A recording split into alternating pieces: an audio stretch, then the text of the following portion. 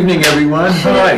It's So 6:30. 10 minutes and 3 speakers? Yeah, I figured. We're ready to start. Sorry.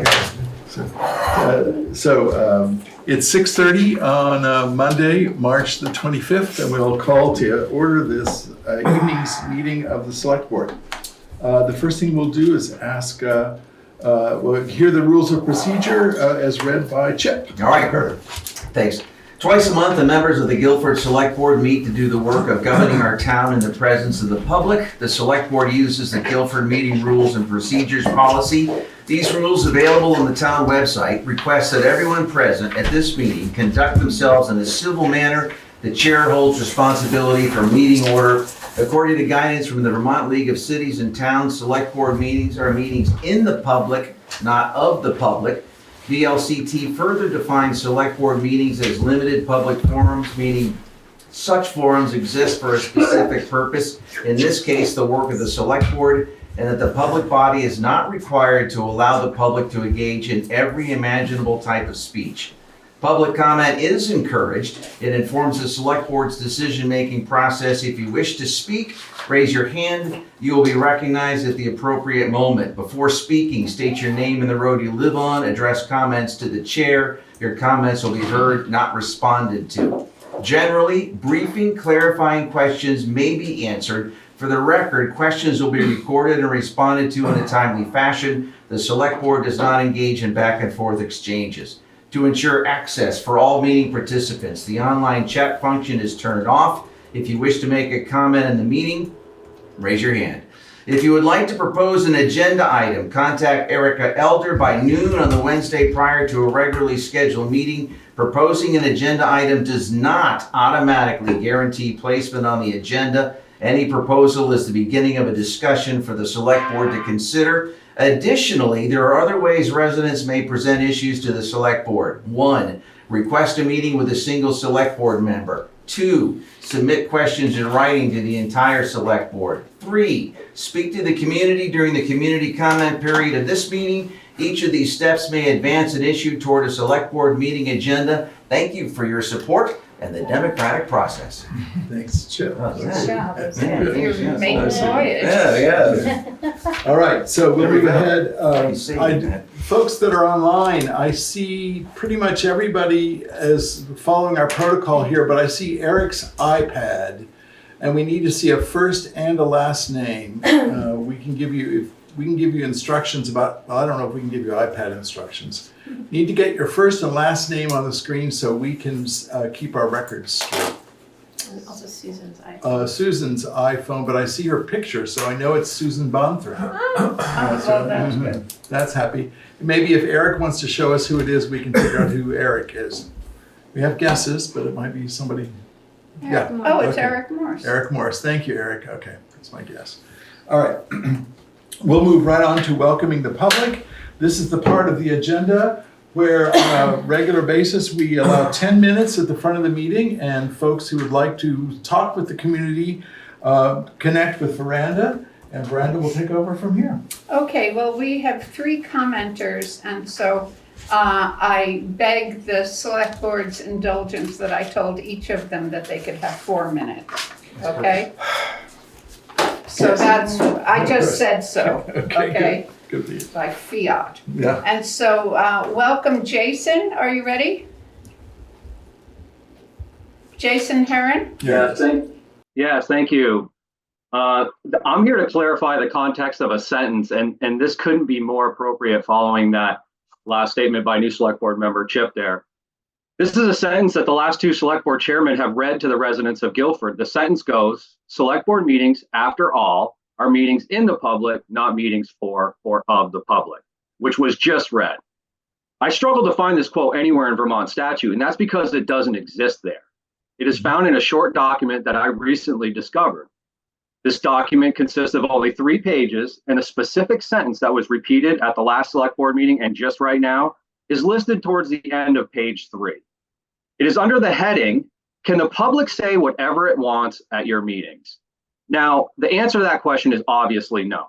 A resident of Guilford cannot interrupt a Select Board meeting or discussion to talk about, say, their favorite recipe. So what does this document actually say about the public's right to comment? Well, it goes. It says, so first it says that the open meeting law gives the public the unqualified right to comment on those matters considered by their public body during its meeting. Then it says, of course, public bodies are encouraged to allow for more opportunities for public comments beyond just those items listed on its agenda. So just for clarity, this document encourages public comment even for items not listed on the agenda, but it continues. It says the rules of procedure should specify that such comments are limited to the business of the public body, which are its governmental functions, including any matter over which the public body has supervision, control, jurisdiction, or advisory power. Again, according to this document, so long as the select board has authority concerning the topic, they should be encouraging public comment, regardless if the topic is on the agenda or not. So this is where the sentence I'm referencing comes into play and was just said by the select board there. It says if the select board does, if the select board does not have jurisdiction over the matter, they're not required to hear it, because after all, select board meetings are in the public, not meetings for or of the public. When you read the sentence to the residents of Guilford that select board meetings are in the public, not for or of the public, out of context or alone without any context, it indicates that select board meetings are intended for public observation, not for public participation. That is clearly not the case, because the same document clarifies the purpose of the open meeting laws in the very first page in the first two paragraphs, where it states, transparency is an essential element of open meeting and democratic government. In Vermont, the primary means of providing transparency are the state's open meeting laws and Vermont public records laws. Now, this is the first page right here. This is all underlined and in bold. The open meeting law and its requirements are meant to empower the public to play an effective role as not only an active participant in government, but also a check on it as well. These laws implement the command of Chapter 1, Article 6 of the Vermont Constitution, that officers of government are trustees and servants of the people and are at all times in a legal way accountable to them. Now imagine if Guilford Select Board Chairman was quoting Article 6 of Vermont's Constitution before meetings instead of the out of context and isolated sentence he has chosen, which is more empowering to the public to play an effective role in their government. With that said, I want to make this very clear. Every one of you sitting around that table are servants and trustees of the people. You have been granted authority only to act as a board by vote in a public meeting. You are entrusted to serve the general welfare of the town and to comply with our town policies. You are not rulers. You are not volunteers. You are compensated financially and make over 12 times what a senator in New Hampshire makes annually for their services. You have all campaigned for your positions, spending both time and money for the privilege of serving all the residents in Guilford. You are by definition politicians. That's 4 minutes. As a free Jason. self-governing Thank you very citizen, much. it is my duty, it is the duty of every free citizen to ensure our public servants are complying with our trust and not satisfying their own self-interest. I'd appreciate if you're going to use that sentence in the future, you That's use it 4 in the minutes, proper Jason. context. You're done. You're done. Thank you very much. Appreciate your comment. Okay, so, thank you, Jason. Okay, so, We have someone here just. yeah, so Deb, do you want to come Sure. up and make your announcement? I will be very short. Well, that's okay. I mean, I think this is an important Okay. announcement So I want to make an as announcement. well. Oh, sorry. Go ahead. Announcement. Our usual senior support group is going to have something different on April 4th. We're going to invite, or the Guilford Cares is going to invite Jonathan, make sure I get it. Seacrest, thank you, Seacrest, you got it. Jonathan Seacrest, to come and talk to the community about estate planning. He's a lawyer in Brattleboro, and he has done a lot with elder estates and legal stuff. Anyway, he's going to do a presentation on an overview of estate planning, including the most important things to think about, the biggest mistakes to avoid. And the topics will be wills and trust, lessening the burden on their heirs, providing for minor children or those with special needs, families with children from prior marriages, protecting assets in the event of nursing home, and avoiding or reducing taxes. Jonathan says he's interested in questions and hope to make these important matters clear, understandable, and even interesting. If anyone you know or you are interested in this information session, please come to the Brattleboro, no, the Broadbrook Community Center at 1 o'clock on April 4th. And if you have any questions or need any information or a request for a ride, you can call Guilford Cares at 802-579-1350.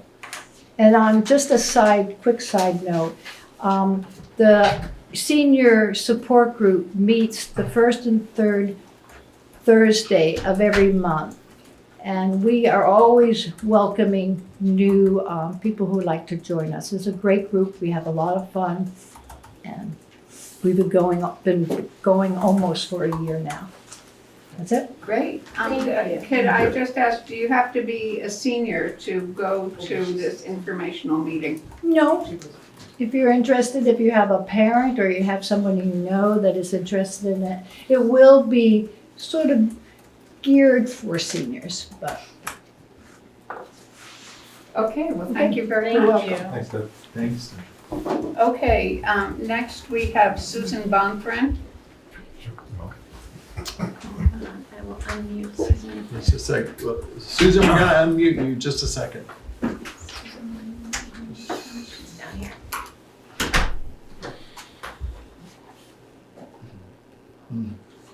Great. Good. Yeah. Hello, everybody. I'm here with my Gazette hat on, and I have 4 items I'd like to mention, and that's it.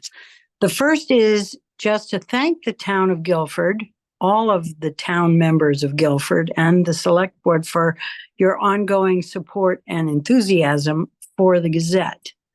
And I want to, the second item is I want to remind everyone that the April 1st deadline for the next issue, this is the issue that comes out in mid-May, is April 1st. It's a week away. Okay, so all Select Board, the Select Board and all commission board heads and all the people in town need to know that this deadline is looming. So please get your articles into the Gazette at gazettevt@gmail.com. And remember that their length should not exceed 600 words and 500 words if you're attaching a photo. But along the lines of that deadline, I wanted to mention that the Gazette, as you may have noticed, has a new milestones section. And that is a free chance for everyone in town to share their big news with the rest of the town. And this news includes things like births, deaths, marriages, and so on. And anything you would like your neighbors to know about what's going on. So that, again, has an April 1st deadline, but it's a new section that in which we intend to share stuff that we haven't had a platform to share before. And we've already begun to do this, but I hope you've noticed. Finally, we would like the town to know about a special opportunity this month for this Gazette only, to create your own personal ad for your upcoming graduates. So any parents or family members of graduates from Guilford Central School, Guilford Middle School, or Guilford High School, or if your children are elsewhere at school, this is your chance to congratulate them in the Guilford Gazette. And this is also an opportunity to raise money for the Gazette. So what we've put together is that you can create an ad that could be either a business card size ad, which is $40 for a single issue, or a half business card sized ad, and that would be $20, in which you can offer your congratulations to your upcoming graduates. And this is simple. The process is simple. All you have to do is email gazetteVT@gmail.com. That's gazetteVT@gmail.com, and send the words that you want to include in the ad. And our production department will very happily format it for you and typeset it, and it can appear in the May issue when we honor all the graduates from the local schools. And I believe, again, that's April 1st is the deadline. And remember that it's always best to keep those messages simple and sweet. Thank you. Thank you. Thanks, Thanks. Susan. Thank you. All right, you all set, Brenda? Thanks very much. That's it? Okay, I'm just looking at the names on the online screen. I see one entry here as iPhone.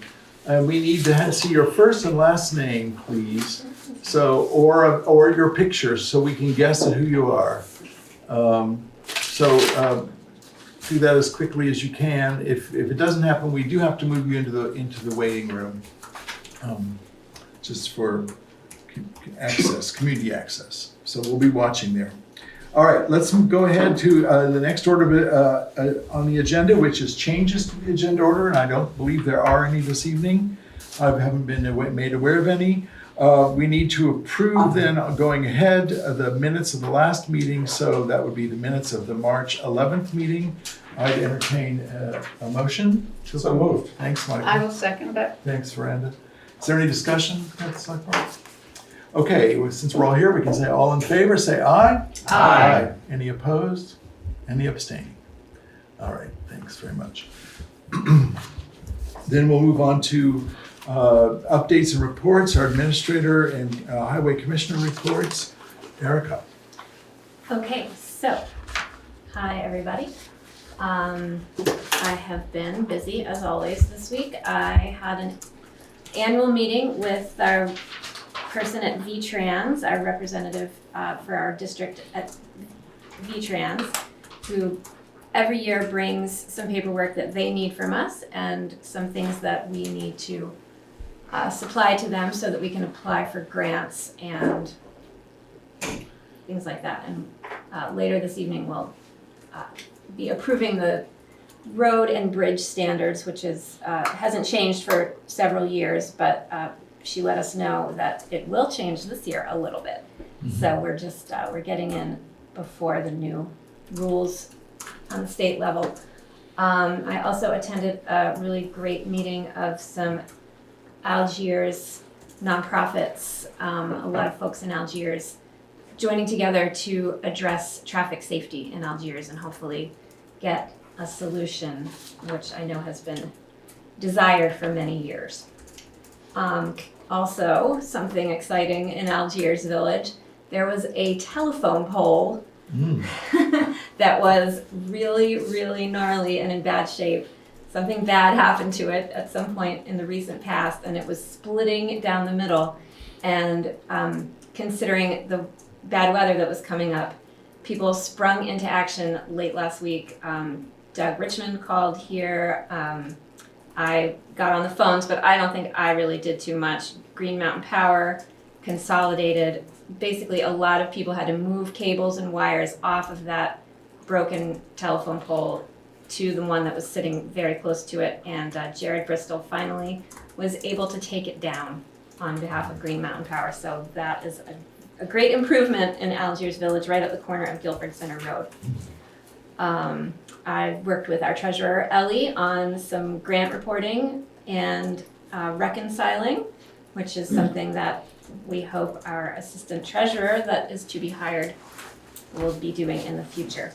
I got a communication to let you all know about from Franklin Land Trust. The D2R2 bike race is going to be on Saturday, August 17th of this year, and it goes right through Guilford. starting in Franklin County, Massachusetts. And that goes through Hampshire County and Windham County in Vermont. So that is a super popular and wonderful race if you like to ride bikes for a long distance. I have a few reminders for everyone. The total solar eclipse is the day of the next select board meeting, April 8th.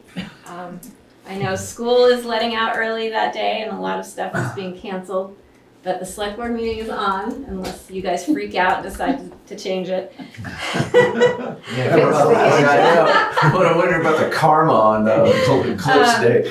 And so, speaking of freaking out, the select board recently instated a late filing penalty for the homestead declaration. So that means that on April 15th, you need to be filing your homestead declaration along with your income taxes. And that is the deadline, and you can't extend it. And this year, for the first time in a long time, there is a penalty if you don't file on time. One more reminder, tomorrow is the last of a series of rabies clinics given by our animal control officer, Ashley Pinger, in the town office. If you haven't gotten your dog vaccinated for rabies, you can come here between 9 and 10 in the morning tomorrow, March 26th, and get your dog vaccinated. This is just for Guilford residents for rabies, and then if you haven't registered your dog, you need to do that by April 1st anyway, so the town clerk should be here to do that. And that's what I got. All right, thank you, Erica. Thank you. Dan is not here tonight, but I'm sure we can all guess what he would be reporting about. He did tell me a few things. So they worked a lot over the weekend. Sure. Saturday was a long day for them all. And they managed to lose 2 machines that they need to now get repaired. Oh, wow. Two one-ton. Lose them? No, they didn't lose them. It went down. They're hydraulic issues, I think. I talked to for the Dave most today, part, got yeah. an update, and one of them is back on. One is back on already. At least Wow, one of the two. that's great. Great. He's amazing. Good. I'm going to remind the person who's on the screen right now is iPhone that if we don't see either a picture or your name on the screen, we will in a moment put you into the waiting room. I'm sorry for this. Or you can also unmute and tell us your name. That would be another option. Ask them. iPhone. Yes. Oh, great. It's Cynthia Clark, and I don't know how to do it. All right, that's fine, Cynthia. We're just glad to know who you are. Thanks very much. Thank you. I just want to say something about Dan and the town crew. In the past 3 days, my husband's been out doing snow stuff, and he said you need to do a shout out to Danny and the town crew because Brattleboro, there was 5 inches. It was awful. The highways were awful, and he said, and Guilford was like summertime.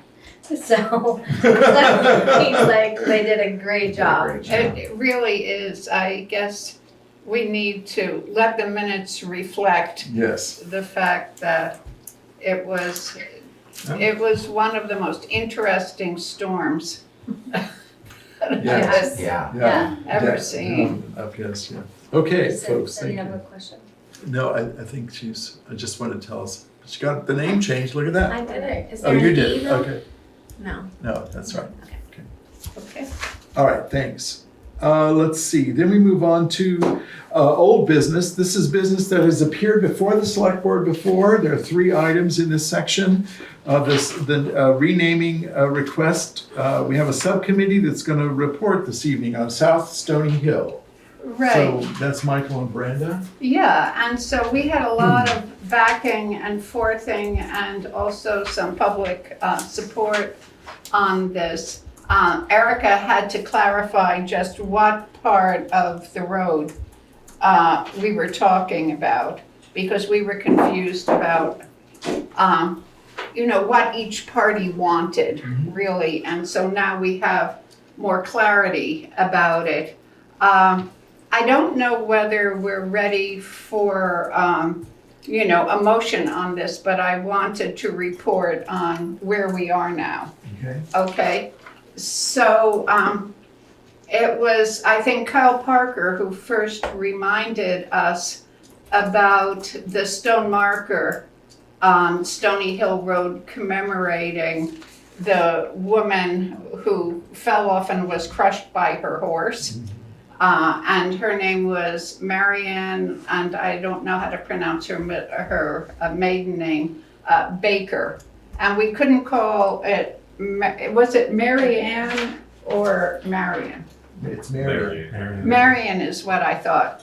And we couldn't call it Marion Baker Road because there's Baker Cross Road, and according to ordinance and common sense, we don't want to make that confusion.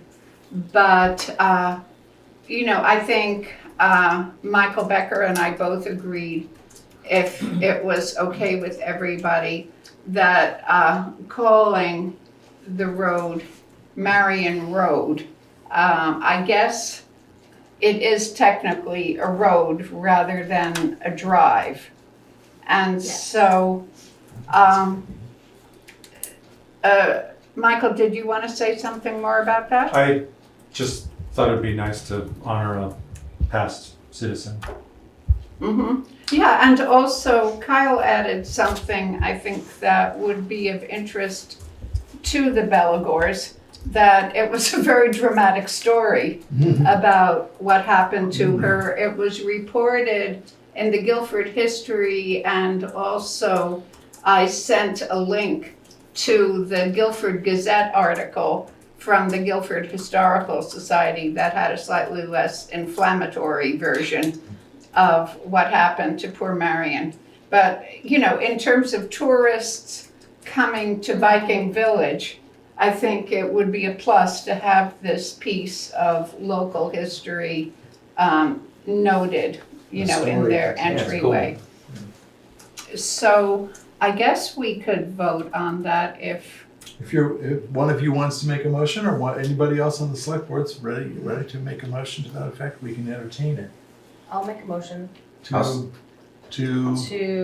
rename the road Marion Road. okay. Yeah, I'll second that. All right, great. Any further discussion from the select board? maybe we should ask the public. Yeah, that's exactly what I'm gonna do. Oh, good. Next thing, is there any comment here in the room? Steve? Steve Lemke, River Road, how's it spelled? I believe it's Marian, which is what was listed in the Guilford Gazette article researched by the Historical Society. So that was the source. Be good to double check it just so we don't by As soon as we misspelling name. as soon as we can get up and the snow has fallen low enough to speed the stone, we can make sure, yeah. It What was is, the name of the horse? There's a picture of the stone. in the For sure. All right, is there any comment from anyone online? If there is, use the raise hand and we'll notice you. Okay. yeah. Christina. Christina, I see your hand. Hi, I just wanted to say thank you for resolving that huge issue. All the tourists and guests are appreciative too, and I think all the residents that live on the other Stony Hill will be very glad as well. Yeah. Okay. Well, as soon as we vote. Oh, sorry. As soon as we vote, we'll have resolved it. We're not quite there, but yeah. It is Marian, Marion Gautier Baker. Oh, Gautier. It's Marian Gotier Baker. Gautier. Well, probably just Marion Yeah. would suffice, no? Yeah, Marion. Marion. That was the motion was Marion Road. Yeah. I think that's a nice name. Okay. Marion Road. All right. So let's just go ahead and vote. All in favor, say aye. Aye. Any opposed? Any abstaining? All right. Guilford has a new road. Well, maybe And the we could road have a name. little ceremony with the people who were, well, I'll reach out to Christina and see if they'd like to have a little celebration. Sure, and also it renaming. might be nice to reach out to the Loses. He came Oh, to yes. so we might want to And reach out. Roman as well. Roman Yes. Nemeth. Yeah. Well, I'll get the relevant contact information and reach out to them, and maybe in late spring, we can put up the road sign and have a celebration. Okay. All right, we'll move on then to the next item on the agenda, which is, this is for a moment for the select board to discuss a correspondence that was received on March 4th. We talked about it briefly at the last meeting because the correspondence was under the correspondence section, and we agreed that we would all read it and take a moment to absorb it. And then I think what we're going to be talking about this evening, I'm being very careful here not to appear in a lordly fashion, but it seems to me that what we want to talk about this evening is how the select board would choose to respond to this letter. There are several options for response, and there's one even requested in the letter, but the board can decide, can talk about it and determine how we'd like to deal with this. So. Can I make a statement prior to our conversation? Certainly. Because I did talk to Tammy. Oh, you did? Okay. I did talk to Tammy, and I know that we're gonna talk about the letter.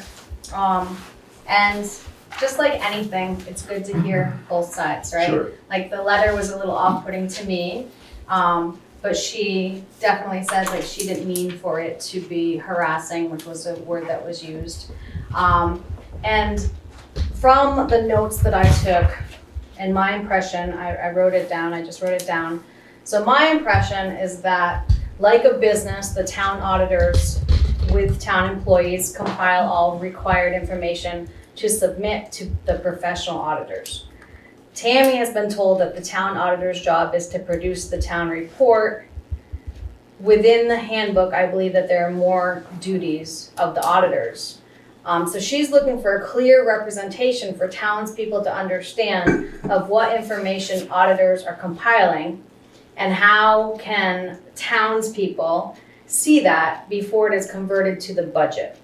How do we audit the auditors? And once again, what is their role? Are their duties corresponding with the handbook? And there is a new handbook. And I also said to Tammy, in these meetings, this is when we have a chance to talk, and I don't have all the answers. I don't know all the statutes. I can't recite the Constitution. But it's an opportunity to learn, and that she just really wants people to say, if you don't know the answer, say you don't know the answer. And let's see if there's one other thing I want to glean from this.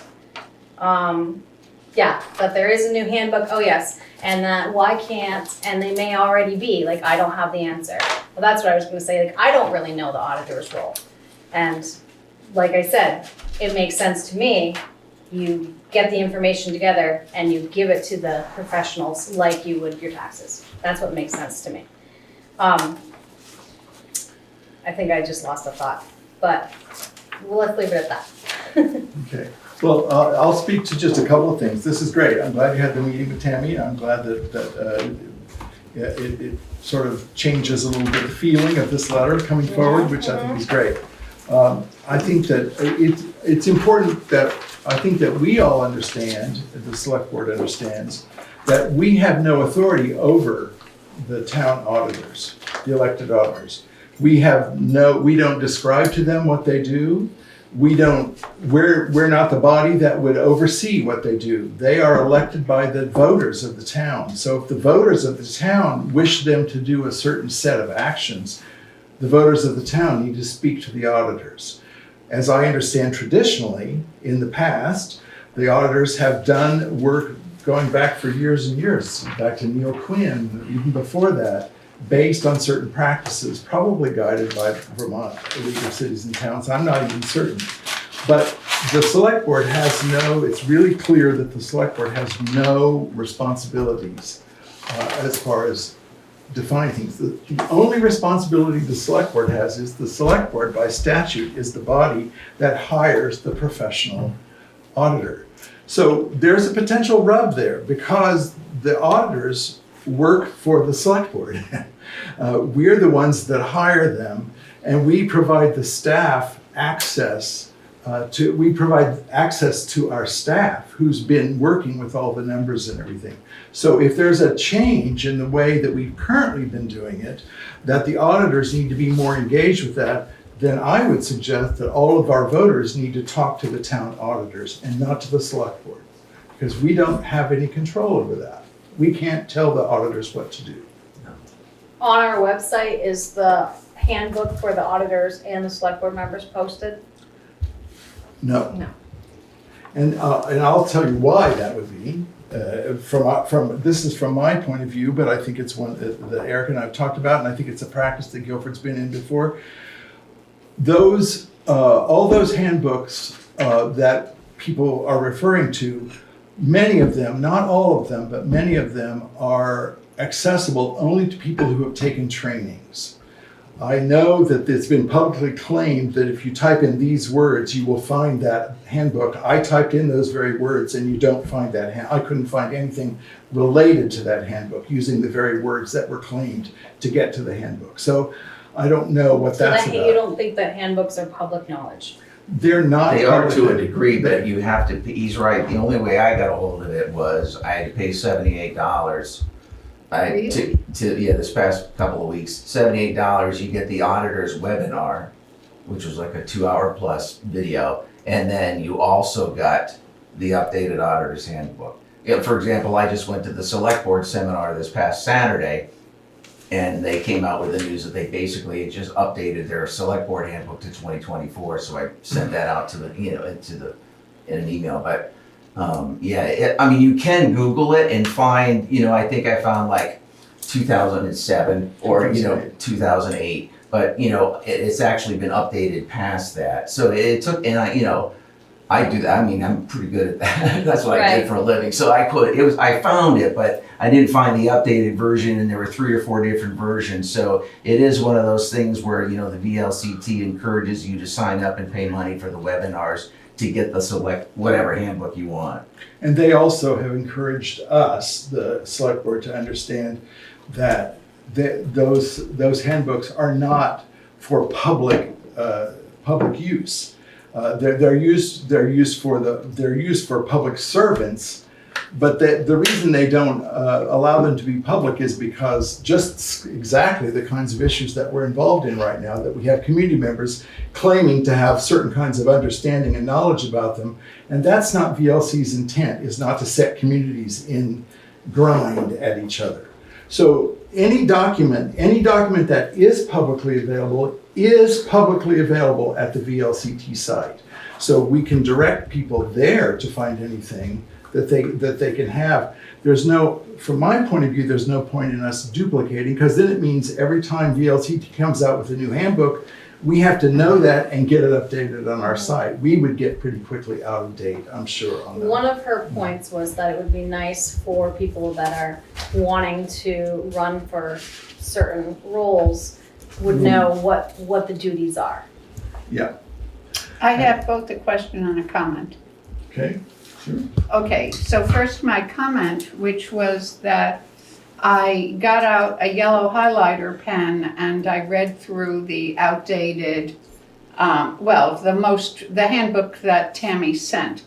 And one of the things that really stood out for me is that even as of 2008, which feels like a long time ago without hyperbole, it stated right there that towns' finances were getting increasingly complex, and that there was instruction for towns that wanted to go to professional auditors and really sort of eliminate the role of town auditor. The process was listed there. And so that seemed really interesting to me. So I wrote to Tammy that I thought that Guilford had, just in my interpretation, a kind of both and approach, which is that we have professional auditors to deal with the complications that we have. And we had our own auditors, Paul and Leslie and Kathy, to use their skills and each of them has different skills for the good of the public. And Paul has an extensive background in finance and fiscal presentation. And Leslie, can really graphically organize information. And Kathy has her history and her commitments. And so I felt as if Guilford was taking sort of a middle path of keeping the role in place and using the skills of the volunteers that we have.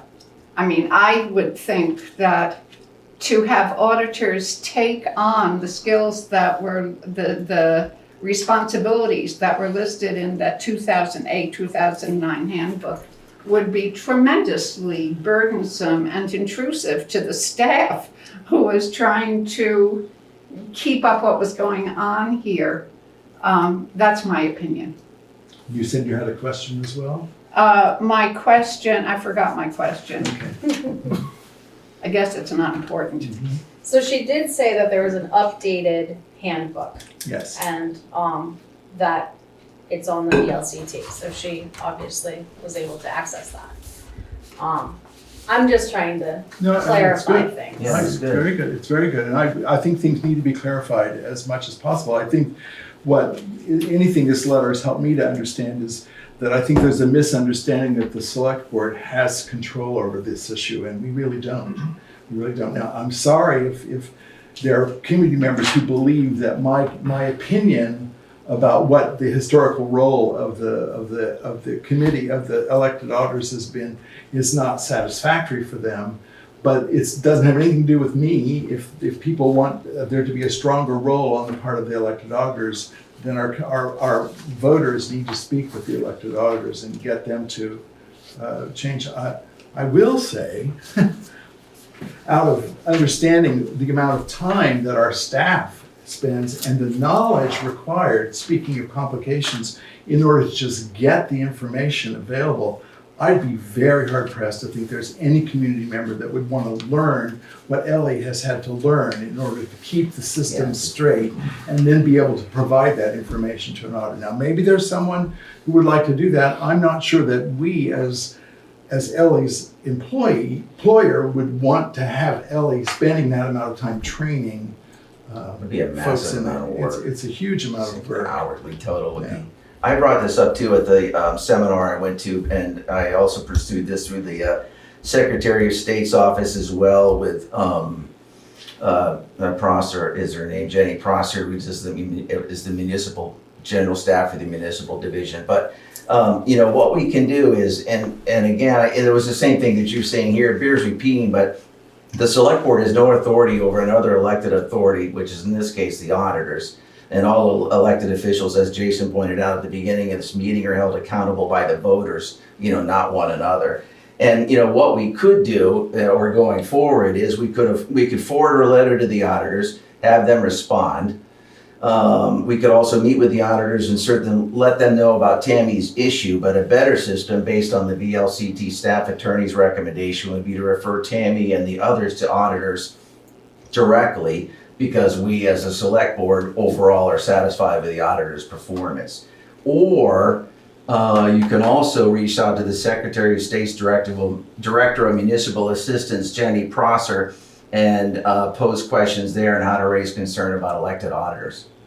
So there's some avenues, but we're basically our hands are tied. Like they were saying, even if we found a discrepancy in the books, we said, hey, there's a discrepancy in the books. They don't have to necessarily fix it. They're autonomous essentially. Every elected authority is autonomous. Exactly. Yeah, exactly. Well, so there's a couple of ideas there that haven't surfaced before about what folks could do in the community. Is there any feeling here at the select board about an action that we need to take? Listening to what Tammy had her questions, which I think are great, and getting at a better understanding about how this process works. Is there an action that we as a select board would like to take in regard to this letter? Can you repeat Sure. the first option of directing community members?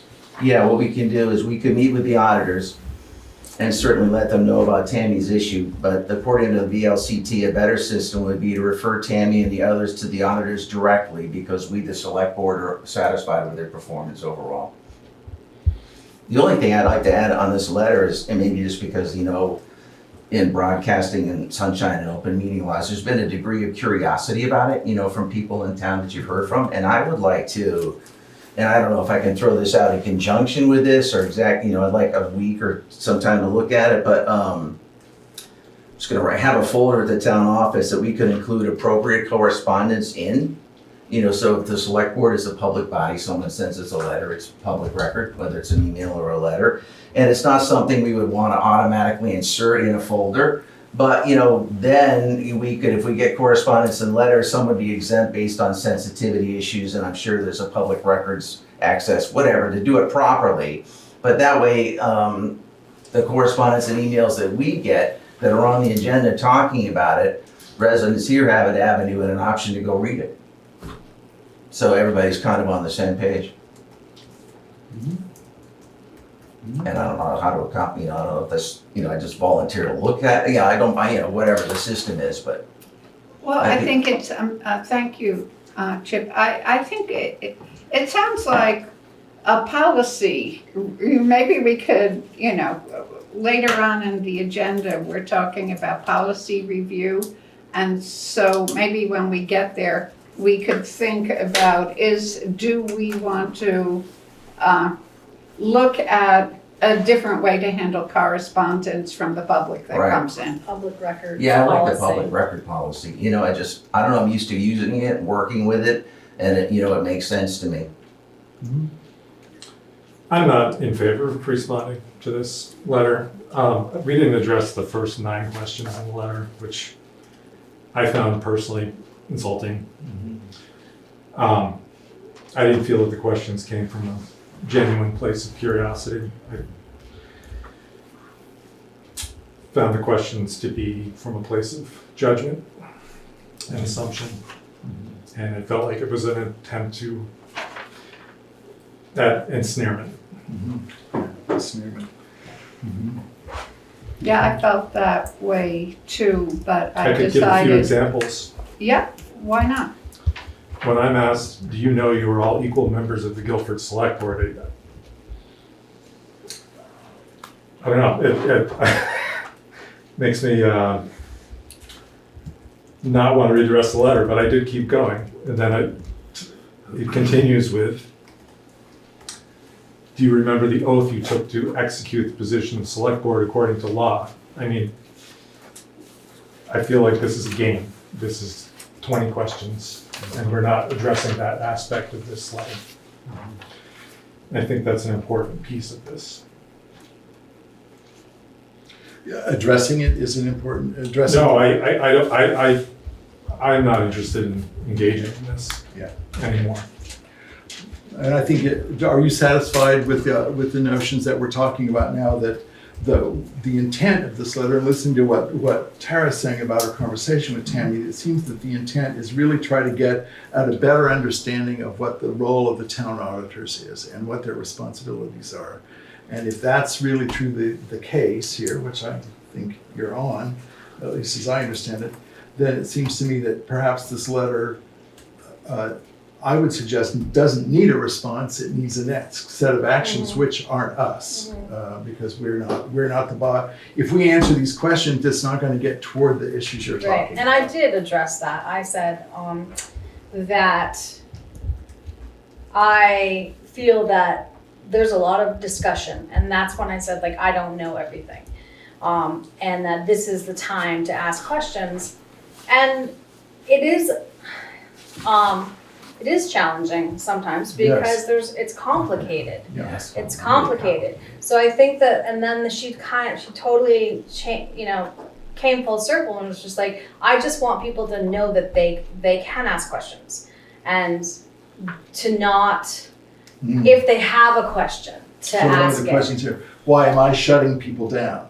Yeah, and that I'm not shutting people And down. I said, and I expressed that you're a wealth of knowledge, and that I respect that. And so, and I do, and that's what I said. I'm not a sheep. Mhm. I'm not a sheep.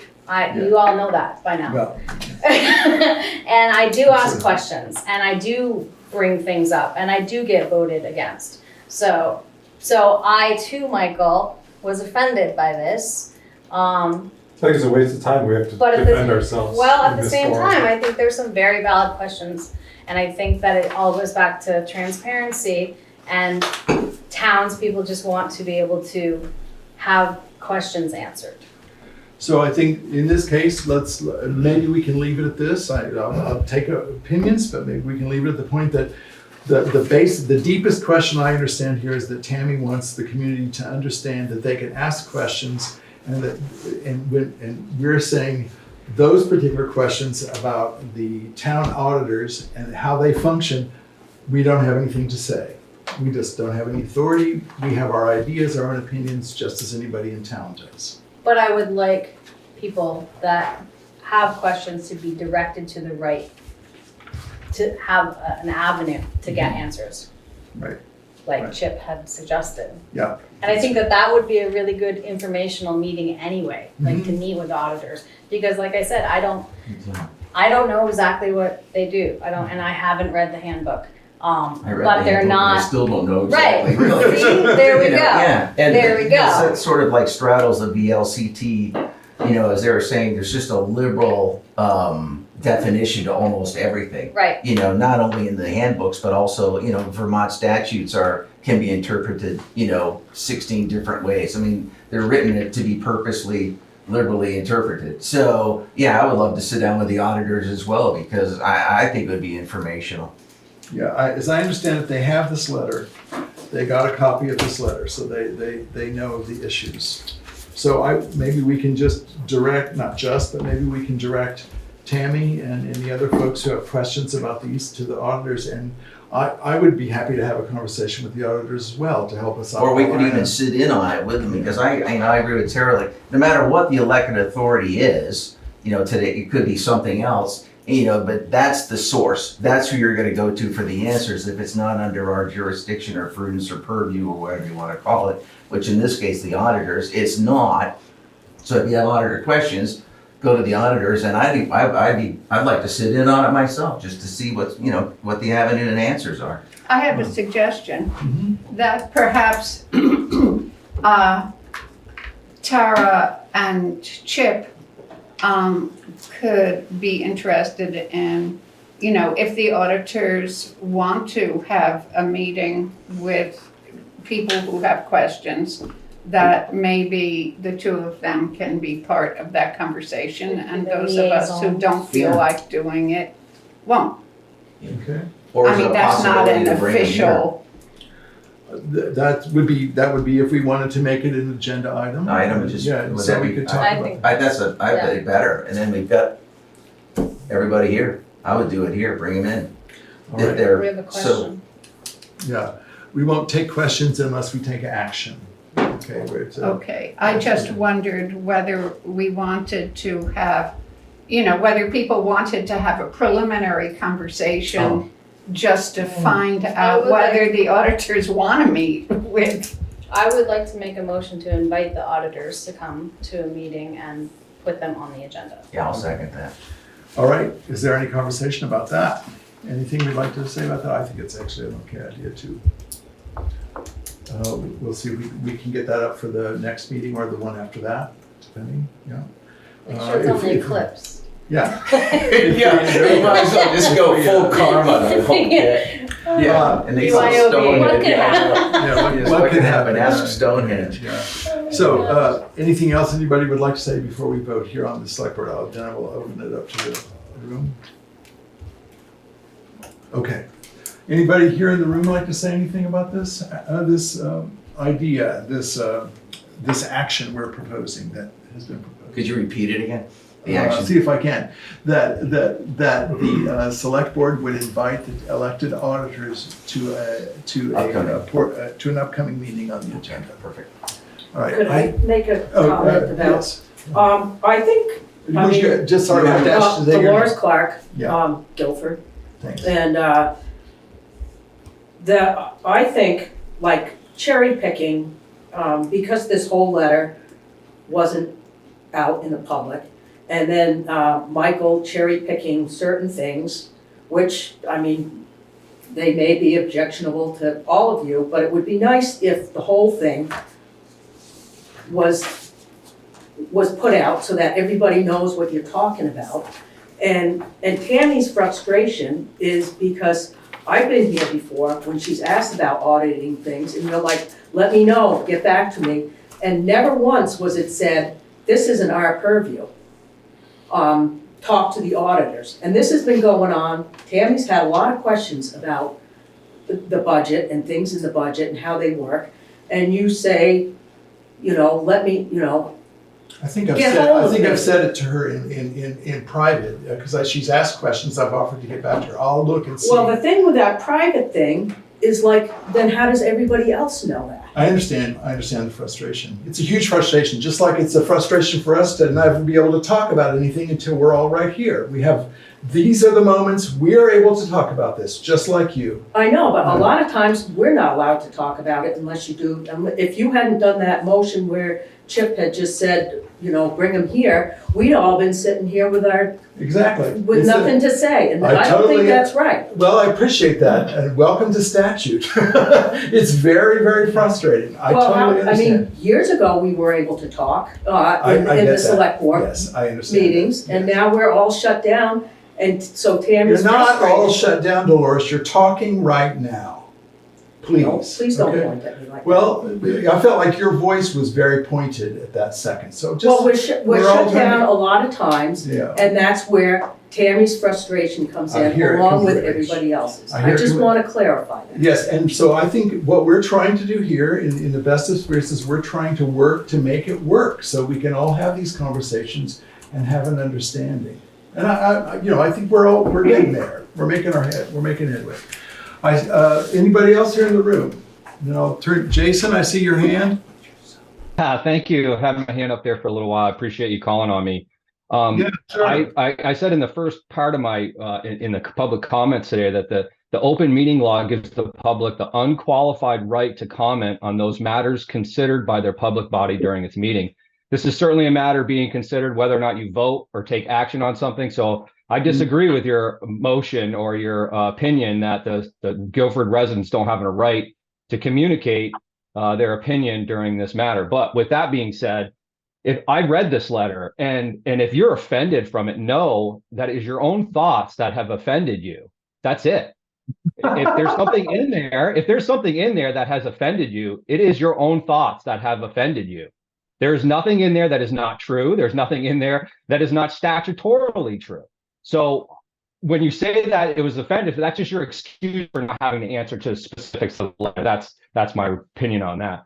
I'm glad the select board is finally agreeing that they have no statutory authority over the auditor's role. My problem is that this chairman has been repeatedly stating that the auditors don't actually audit. And he has been publicly making that statement to a point where they even removed it from our town's website, what the actual statutory role was for an auditor. Now, for any of you who couldn't find this, maybe because you're using Google instead of DuckDuckGo, but if you use DuckDuckGo and type in those 3 words, you will easily find that select board handbook. And by the way, the select board, the VLCT handbook is for everyone. They want public engagement here. They want our public involved. And that's why they mention Article 6 of our Constitution. So, and then finally, no one is asking our elected auditors to replace the auditing firm that the select board has hired. What we are asking our auditors to do is to be the watchdogs, to be there sitting with the select board's appointed officials, their staff. We want our elected auditors, the ones that are accountable to us, not the select board. We want them sitting there. We want them asking these specific questions like, hey, where did they have a vote to remove money from the reserve fund, as the policy says? When I can't find those answers, well, I bring them to the select board, but they don't want to engage me. So now you're left with open meeting violations and things of that nature. My biggest thing here is it's so good to finally hear the select board said they have no statutory authority over the auditors or any statutory authority over our town clerk. They used to not have any statutory authority over our treasurer, but since we voted to have them appoint our treasurer, now they can hire and fire whoever they want, and that is their staff. There is no one elected in Guilford that is keeping an eye, that are being the watchdogs of our community. And that's what Tammy's problem is. And I agree with Dolores 100%. You should post that letter and let the residents of Guilford decide, instead of you having this little secret thing here about how you're offended. And good for you for being offended, because some people, like I said, if you're offended, it is your own thoughts that are offending you. That's it. Thank you, Jason. Thanks very much for your comments. You're welcome. You're welcome. Yeah. Thanks for hearing me. All right, we'll go on now then in the old business to the, let's see, we're gonna, Either a motion. there's a motion, yes. See. I'd like to see. Thank you very much. Now you have something you'd like to say? Yeah, Steve Lucky, River Road. Despite all the emotions around the auditors, which is like, what's down the rabbit hole, I think the issue that comes up is this, is that you're making progress, but the progress should not be about Tammy or Jason or me or Dolores and pointing or not and the voices and things. It should just be the facts, just put the facts someplace where people can read them. This thing has been going on, I agree with Dolores, it's been going on forever.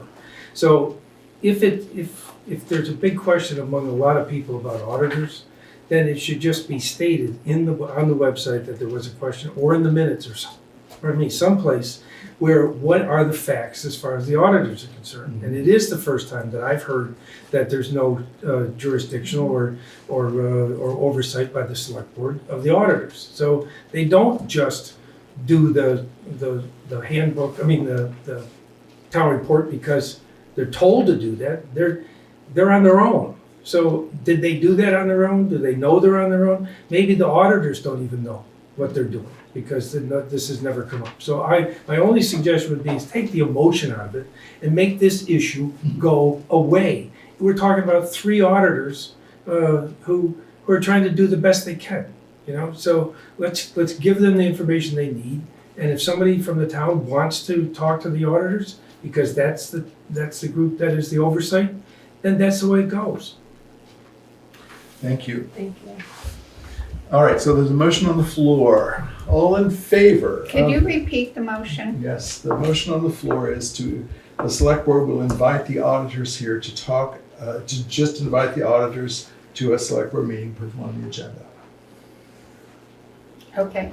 All right, all in favor say aye. Aye. All opposed? Nay. I abstain. And no one abstention, okay. So that passes. We'll arrange for that. Thank you. All right, now we'll move on to the next item in the agenda. Well, can we talk about the, since it's still connected with the public letter? No. Okay. What we'll do is we'll do that let's do that under policy. Okay, perfect. Yeah. That's what Miranda was talking about. All right. Yeah. Authorize the signature for professional audit engagement contract.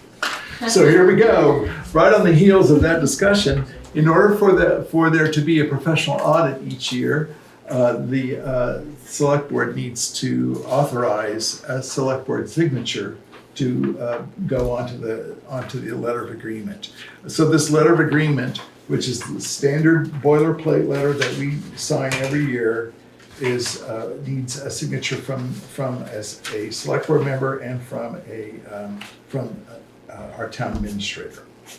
And this is only to engage. There are no dollars listed here. It's only that first thing. We don't know what it'll cost yet. We do know what it'll cost because we are budgeted. Yeah, it's budgeted. We have that. But it's not. This is not a financial commitment. This is just a letter to move forward on this. So you all had a copy of this so I would entertain a motion to have a signature, and that's it, to have a motion, and that motion should probably include which of us should sign. So. I move that Zahn sign the exhaustive letter of commitment. Agreement. The letter of the letter of engagement with our professional auditors, Mudgett, Jennett, and Crow Wissner PCs. Is there a second for that? Yeah, I'll second that. Thank you, Chip. All right. Is there any discussion about It certainly was exhaustive. the letter? Yes, yes. All right. Okay, so all in favor? But can I, Oh, I'm sorry. one quick question, Steve from River Road. Can we make a statement, can you make a statement that this letter has nothing to do with the auditors? This is under the purview of the select board to hire these auditors with or without the approval or disapproval of the town auditors. So one has nothing to do with the other, just so they don't get commingled again, all right? So that there's not a tail wagging the dog or something. Okay. Well, Thank you perhaps for the making that. minutes could reflect that. Would that be sufficient? Absolutely. Okay. And I see Jason's hand.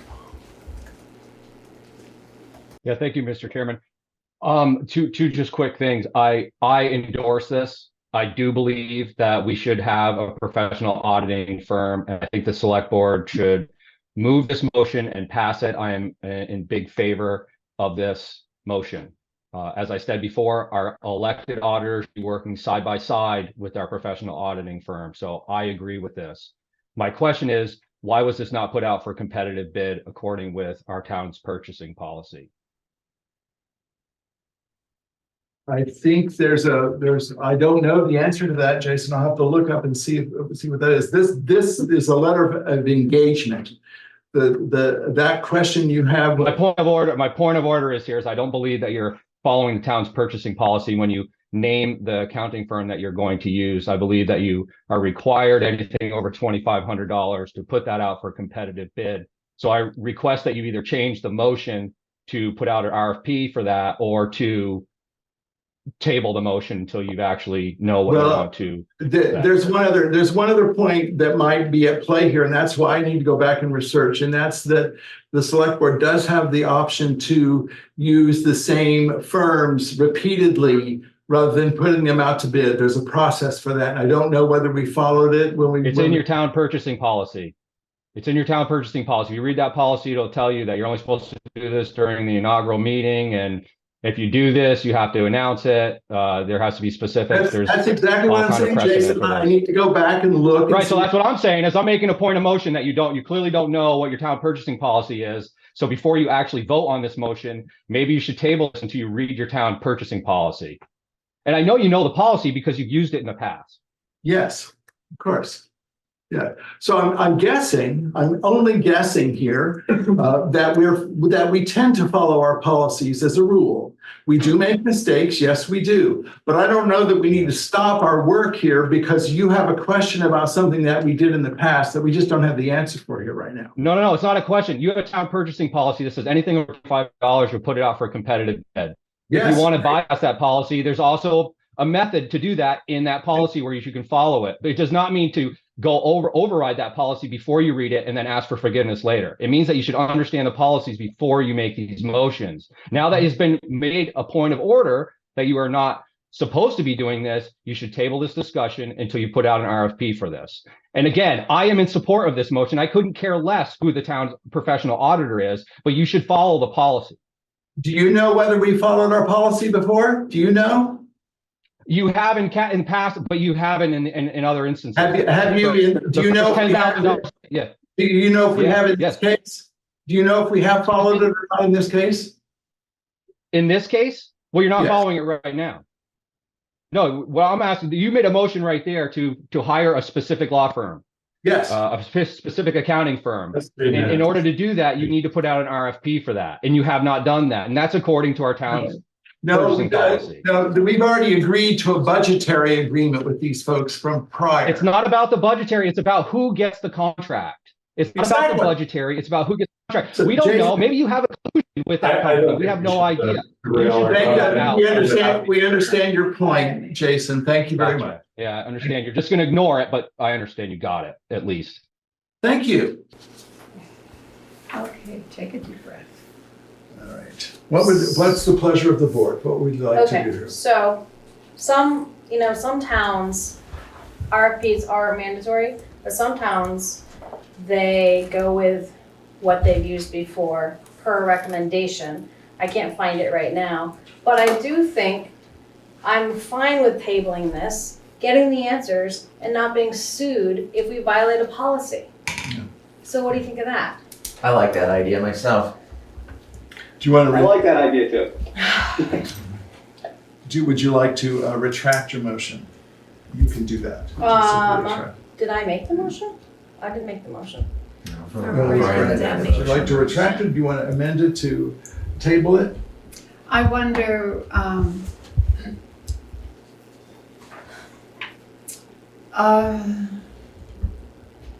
Erica, do you have a sense of how this squares with our purchasing policy? Well, I read the purchasing policy many times a year. I did not read it this morning or this afternoon.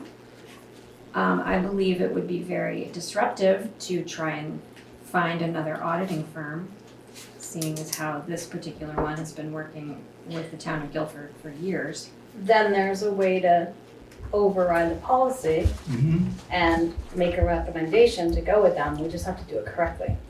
Agreed. That's correct.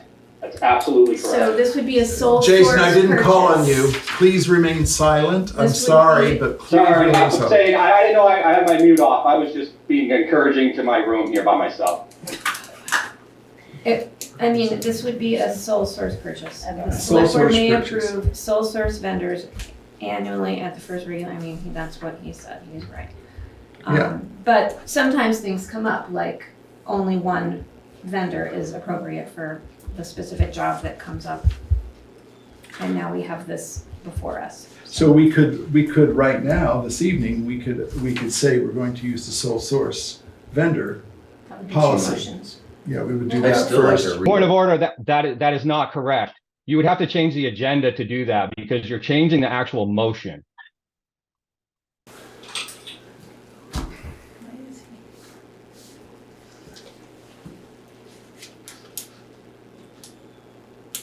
I think we should engage this firm that we've worked with for years. I do too. They just want to, like the stairs, they just But want I to make want to sure do that it you. correctly. This is causing more Dot I's and steps, cross more T's. time, more of our And valuable it time. will cost the town more money in legal lawsuits if we don't do it right. Because we're consistently getting sued. Yeah. So normally, you would have to entertain 3 people for a bid for an RFP, but this is a sole source situation, so it sounds like we need to, I mean, Jason's saying that we need to put it on another agenda. Why can't we make 2 motions tonight? I think we probably can. I think we can. Yeah. This Part is of- an agenda item about the professional audit It's a- engagement letter. yeah, So it's it a- requires 2 motions. It requires 2 motions. So if I withdraw my motion, or I guess you can't. Let's withdraw it momentarily. I Okay. suggest. Would you do that? Just I will withdraw my motion. All right, then I will move that we use the sole source vendor option as part of. Point of order. Point of order. You're out of order to be able to do that. You are changing the agenda. If you need to do that. You need to publicly announce that. You need to duly announce that you are doing that. You are not duly announcing that. You are changing the agenda in mid-stroke.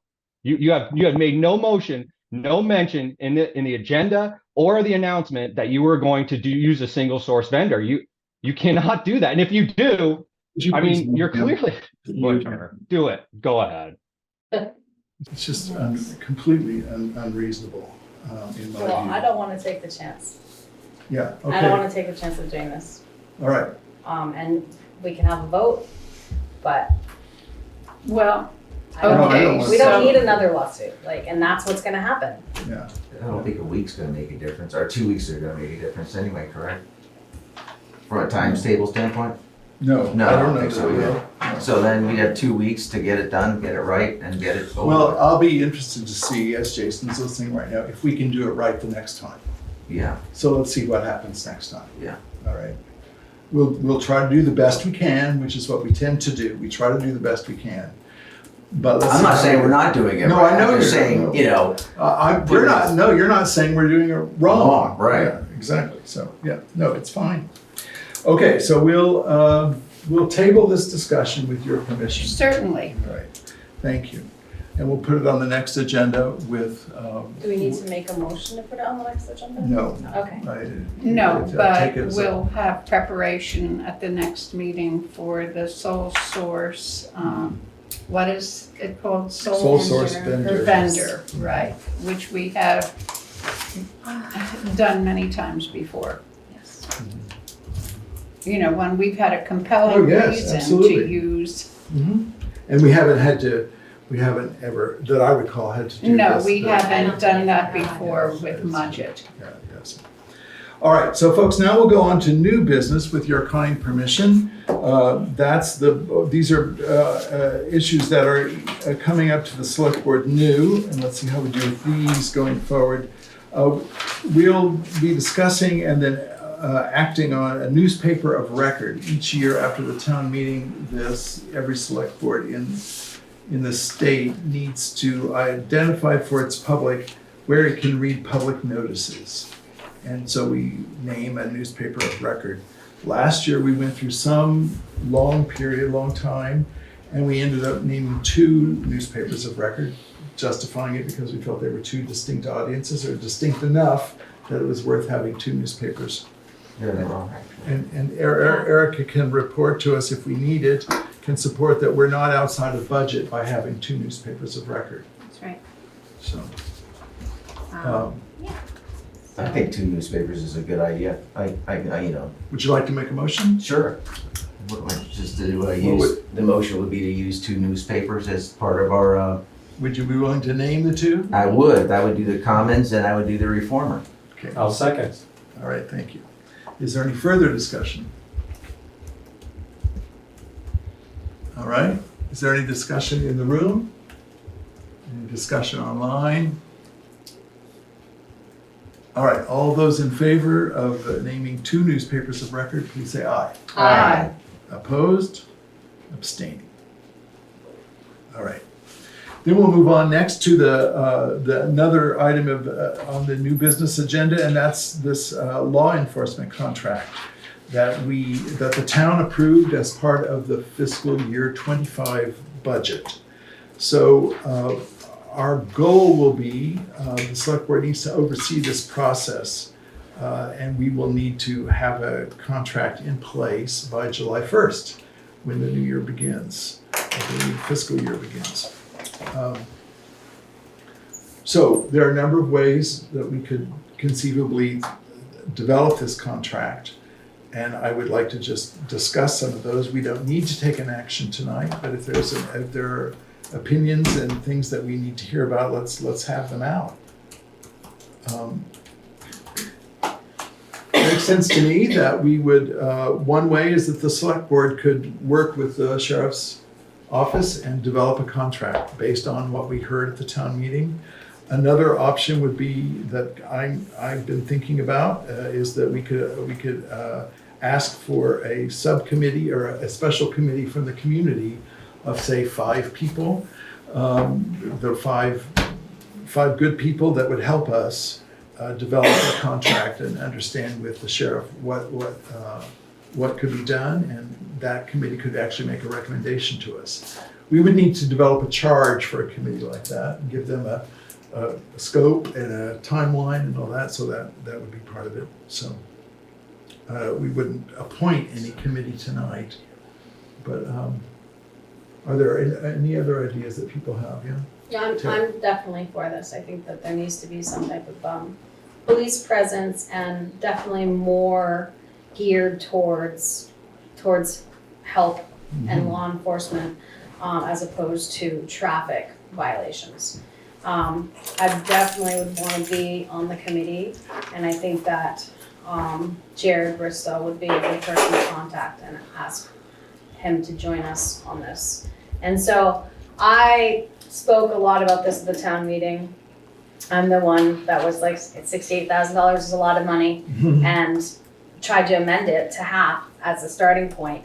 And the town, a lot of people changed their mind with the discussion that we had and voted for the $68,000. So I'd really like to know what that will get us and how much attention that we will have from the sheriff's department in situations where our EMTs and first responders need help, or just the sheriff's department showing up, with them. I think it's really important. I've along those lines because my son's was a police officer, started his career as a police officer in Tampa, then went to Virginia, and I've reached out to the Vermont State Police and been in contact with Anthony French to try and get an incident report, so to understand not only what they responded to in Guilford, but the times that they responded to it. Because it's that way when we sit down with Jared, and I do agree that we need a 5-person subcommittee, and I'd like to serve on that with Tara as well, to find out, when the best allocation, because it's not really a negotiation. It's not as if we're going to get, going from $64 an hour to $58. But the way I understood it, and maybe this is wrong, but we have up to $68,000. So if we sit and talk with the sheriff and realize for $42,000 we'll effectively get what Guilford wants, I would go with the $42,000. But I do think it's critical, and just to back Tara up on this, that this is like resident driven. That's why I really prefer the subcommittee, and to try and get. I don't think we're going to get a complete consensus on this from everybody in terms of they're going to people who want speed enforcement on certain roads versus somebody else, and so. But I think it's important to get this 5-person committee out in front, get it going, and then really almost overdo the level of communication. Whatever we have to do, post it on the town website, Facebook pages, I don't know, letters or emails or whatever, so everybody's up to speed. So when July 1st hits, so to speak, so when July 1st hits, this isn't like, this is a select board, it's not a select board charge, but a select board job. It's our hands on the rudder, but the boat is Guilford, so we're moving this way, and we're essentially designating what the residents want. So to do that takes a committee, and it also takes a fairly extensive system of communication. But I haven't got the report back yet from Mr. French with the Vermont State Police. I reached out to their PIO, their police information officer, and I'm just waiting for their response. But at least that way, when we start the process, we'll know, where they went, what time they went, and what the call was. Of course, we're dealing with the sheriff's department, not the state police, so. Yeah, but it's the state police that responds right now, correct, in Guilford? They do the responses to things that the 911. sheriff would be. Yeah, when you call 911, they show, Okay. so it's their Sometimes they're 911 not incident showing up for report, 3 hours. yeah. Right, no, You're just trying to get some data that would be helpful in us as we. Yeah, just to try and get the big picture. I would ask, how do we want to fill out the remaining 2 spots on the subcommittee? Do we have citizens write a short letter of interest? I think that what we've done in the past is we've let it be known. I would propose actually that you folks not be part of the 5. Right, You no, be I will, liaison to the committee. We saw the Absolutely, 5 5-person people. committee. okay, good. And then Can Erica be part of that? probably would need to be. Yeah. Yeah, it'd be great, because I think she's got some names, or people can reach out to Erica if they're interested, Yes, right? Well, we'll put out a call. We probably need to create a formal charge Right, so people can see what that is, so they can see what they're getting into. And then we would put out a call and ask anyone who's interested to help us step forward. And we can also do our own recruiting if we feel like that's Sure. necessary too, if that fits with what we're doing. So, that's a good idea. Yeah, our emergency management person would be Dan would be a good person to ask. There is an emergency management committee, and it could be that some of those people would want to be part of this as well. So I think I would. I think the next order of business for the select board is to get this charge in order. Okay. So I think maybe it would be good if we had a subcommittee that could get that going for us, and I'll be happy to sit on that subcommittee just because I know the language and the connection, not about what the charge needs to be, but how to make it work. That's cool. From that point of view, is there somebody that would like to join me on that, and then then I'll make a motion. I'd like to join you. I don't know how to do it, so I would like to learn. That'd be All great. right, so I will make a motion that Chip and I form a subcommittee to develop a charge that we can bring back at the next meeting. And then we can move forward from there. Okay, Yeah, does that make sounds sense? good. Yeah. Is there a second for that? I'll second. Thanks, Terry. All right, is there any further comment here on the board? I saw a hand here, yeah. No, that's fine. Yeah, I'm okay. You're all set? You got your answers? Craig Laporte, Butternut Hill Road.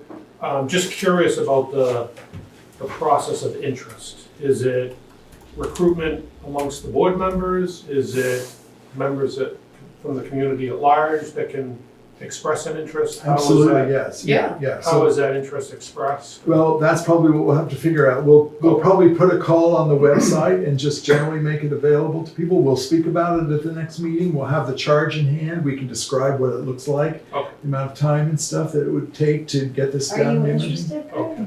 Are you? You would be great. I might be, but I don't want to step in front. Okay. I want it Yeah. to be a process. Well, Okay. this committee would have public meetings.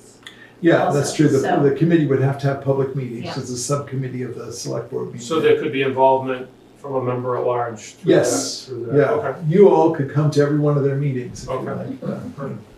Along with the auditors. Along with the auditors, right? What? And anyone who's online. So must be a smart house. Okay, so, all right, any comments online about this little process here? I have commented. Oh, yeah, I'm sorry. And I don't know if this is way ahead of it, or the committee or anything else, but I like the issue of town constable to be also part of this discussion. You know, whether we have one, want one, should, would, could have one. There's been some people who've expressed interest in it. Who knows whether they're really interested? But I think before we just go down one road completely, because it was up to and not to exceed $68,000. If we could get a town constable, that might be a good or bad thing. I don't know, but I would just like to keep that nugget as part of that discussion. All right, well, that will be as part of the charge for the subcommittee. And when we come back with that information, I would like to know what the duties of the town constable are. Yeah, that's actually right on our website. You can. Okay. Yeah, there are two kinds, so Okay. I won't say more. You can. No, what I mean is that there are sort of nominal constables, and then there are constables that actually go and do something. And so obviously, I mean, I'm not being more specific than that right now, but I think we would want a constable who was more active than ceremonial, let's say. And So it's actually not on the website, because it's been so long since we've had a constable, we don't even put it. Okay. I thought it was there, but I think there's a Job reason. description. Yeah, so a job description for the constable. As part of this, yeah. Okay, thank you. Any other comments? Jason? Yeah, thank you, Mr. Chairman. I Mr. Lemke's statement there about the town constable. I'm actually in support of that too. Unfortunately, the article that voters of Guilford passed, it says, shall the voters of the town of Guilford authorize the expenditure of not more than $68,000 to contract with the Windham County Sheriff for law enforcement services. So I don't believe a constable would fit under what the voters approved, just for point of order. Just as a clarification, I wasn't, the article, the thing I was saying has nothing to do with the 68,000. It's just to be in consideration, as part of that discussion. Okay, thank you. Thank you. Yeah, and I'm just making the point that you wouldn't be able to use the $68,000 for a constable, that's all. Got it. Thank you. Thank you. I don't want to make that mistake. All right, so we have a motion on the table to appoint me and Chip as a subcommittee to pull together a charge and a call for the law enforcement contract. All in favor? Aye. Aye. Any opposed? Any abstaining? Okay. So you said aye too? I did. Okay. All right, annual select board goals is the next item on our agenda. The select board. Oh, sorry. Policy review. Oh, thank you. Thank you very kindly. Aye. Policy review, next steps. So, yeah. Given the various kinds of dust-ups that we've had, I call them dust-ups, conversations we've had in the past about various policies here on the select board, it strikes me that the select board could go on get in front of this potentially by actually reviewing our policies, making it an annual thing that we do. It strikes me that we can either do this work ourselves, review a policy via subcommittee and get back, or we could appoint a committee to review our policies for us. And or there might be other options. I don't know what other people have thought about this or if they thought of anything. We could do nothing also. Do we know how many policies we have? It's about 16, I think. Why don't we just have a policy review meeting and go one by one? And then like talk about what potentially Inside needs- those policies? Yeah, needs changing. Not do it then, but say this one needs work. And talk about each one individually.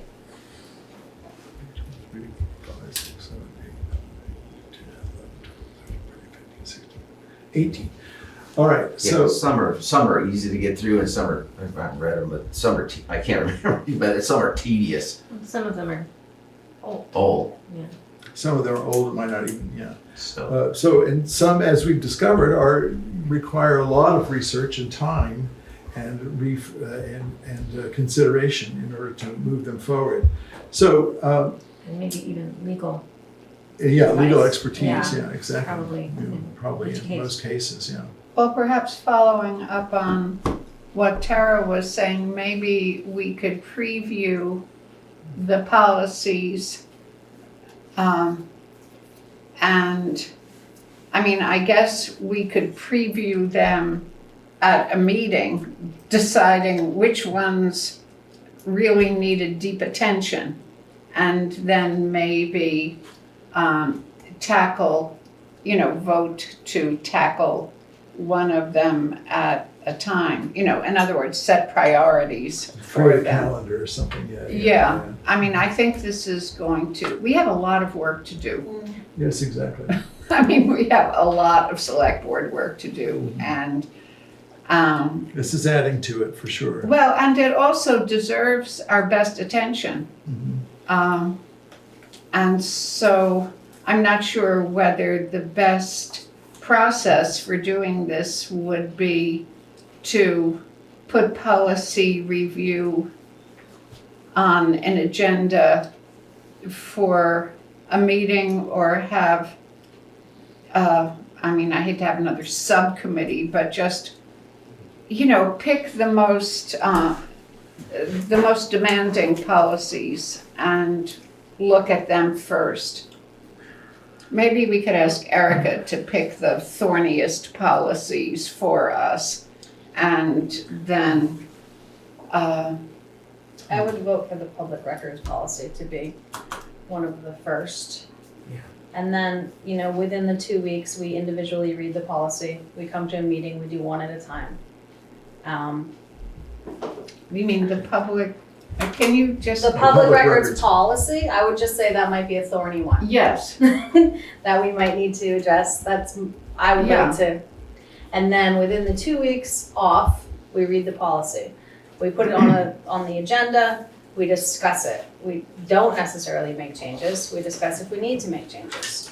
And just try to bang one out at a time, because right. yes, there's only 18, but I don't know how many pages there are in each policy, So Yep. with Erica's help, because there's probably some very simple ones, the drug and alcohol policy. You're not gonna change much That in popped out that. of the personnel policy Right, this year for the and first a lot time. of these come from VLCT, Mhm. or your insurance company, it's word for word. Right. So Erica would be able to say, okay, these are just, set in stone. yeah, we can eliminate those altogether. Because No. there's nothing that needs to be changed. Yeah. We've got it down to 3 then.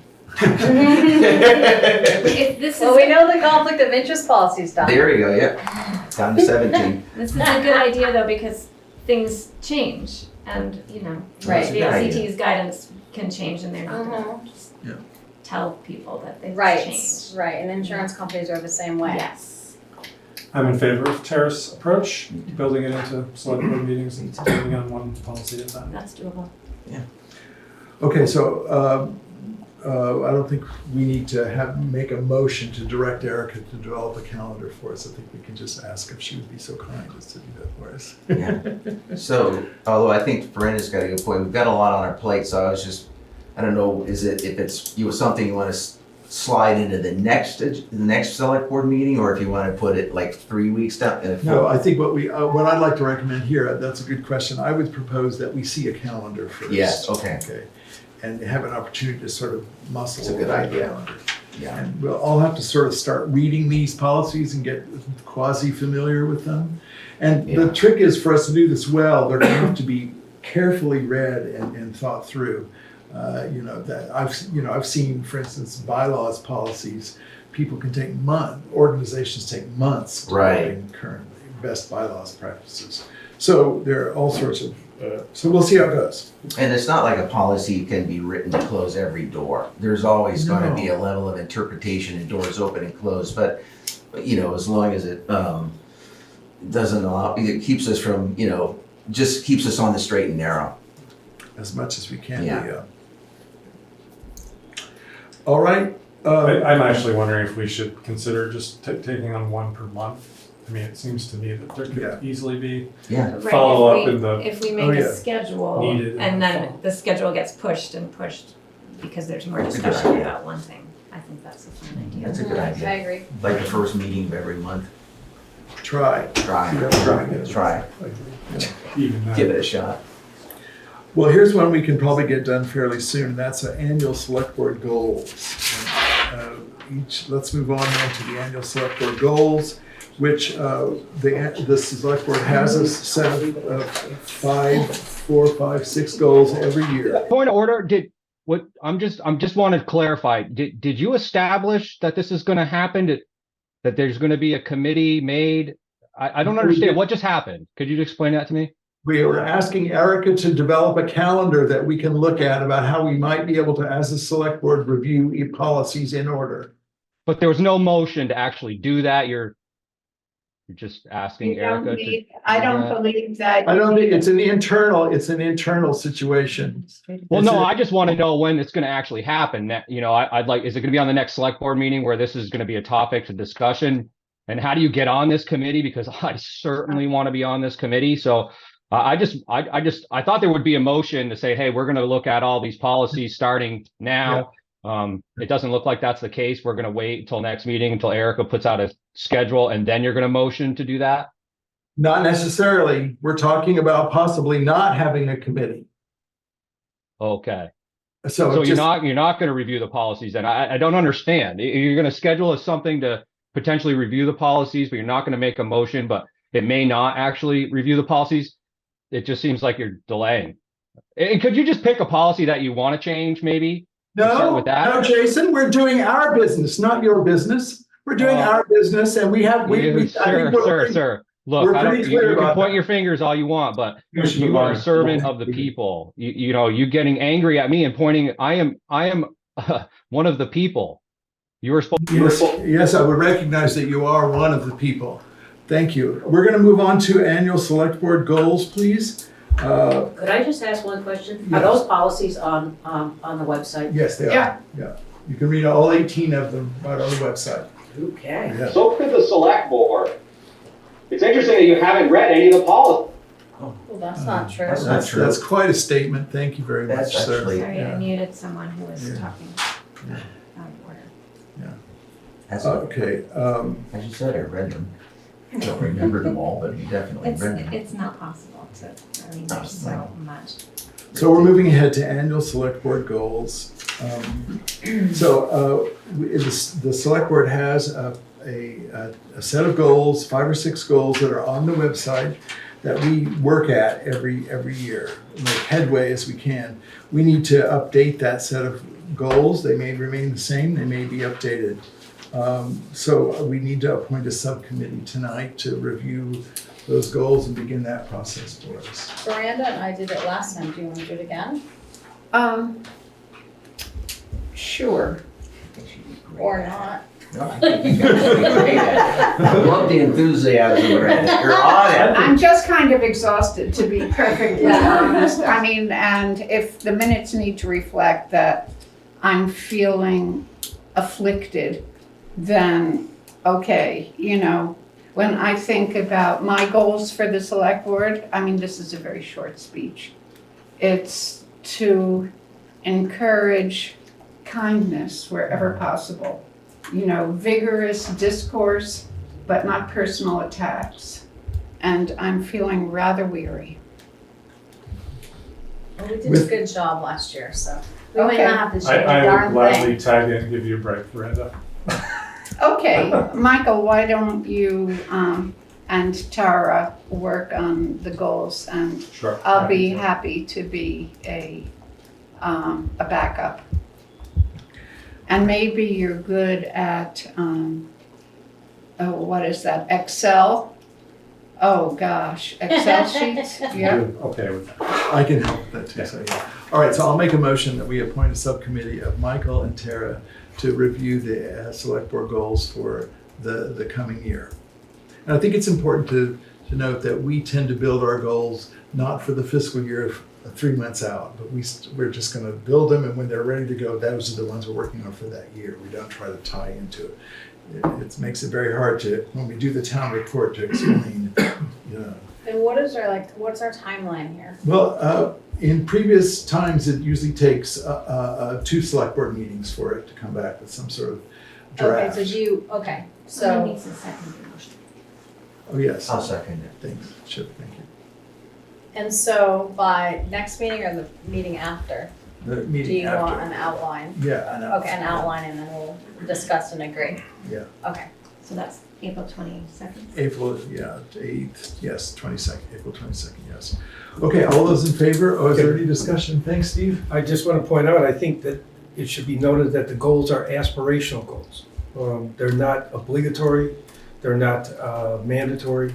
There's nobody reporting to anybody on this. It's just, they're aspirational goals that all 5 of you agree to the best of your ability to accomplish. Thank you. Thanks. Thank you for that. I would just say that I encourage the new members to participate. So please consider doing it, you know, Oh. next cycle. Sure, if I wasn't Yeah. on the subcommittee with Zon already for the other charge thing, I'd have That's jumped right right. on it. Absolutely. It was fun, actually, Yeah. thinking about, you know, and just sort of going back to the high road, you know? Right. That Yes, you yes. just like, why are we here, and what do we care for? It was nice also, I can say that in the town report, it was nice to look back at those goals and be able to write about the fact that we had achieved these steps in our goals. So that's good. All right, so we need to vote on that now. Oh, see, there's a question or a comment. Jason.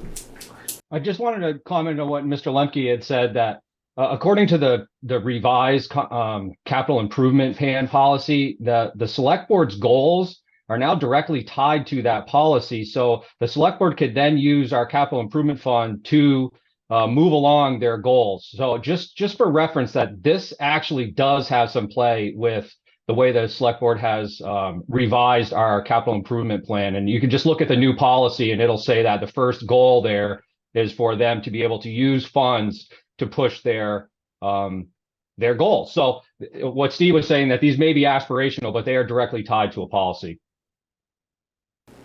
Thank you. Is there anyone else who'd like to make a comment at this point?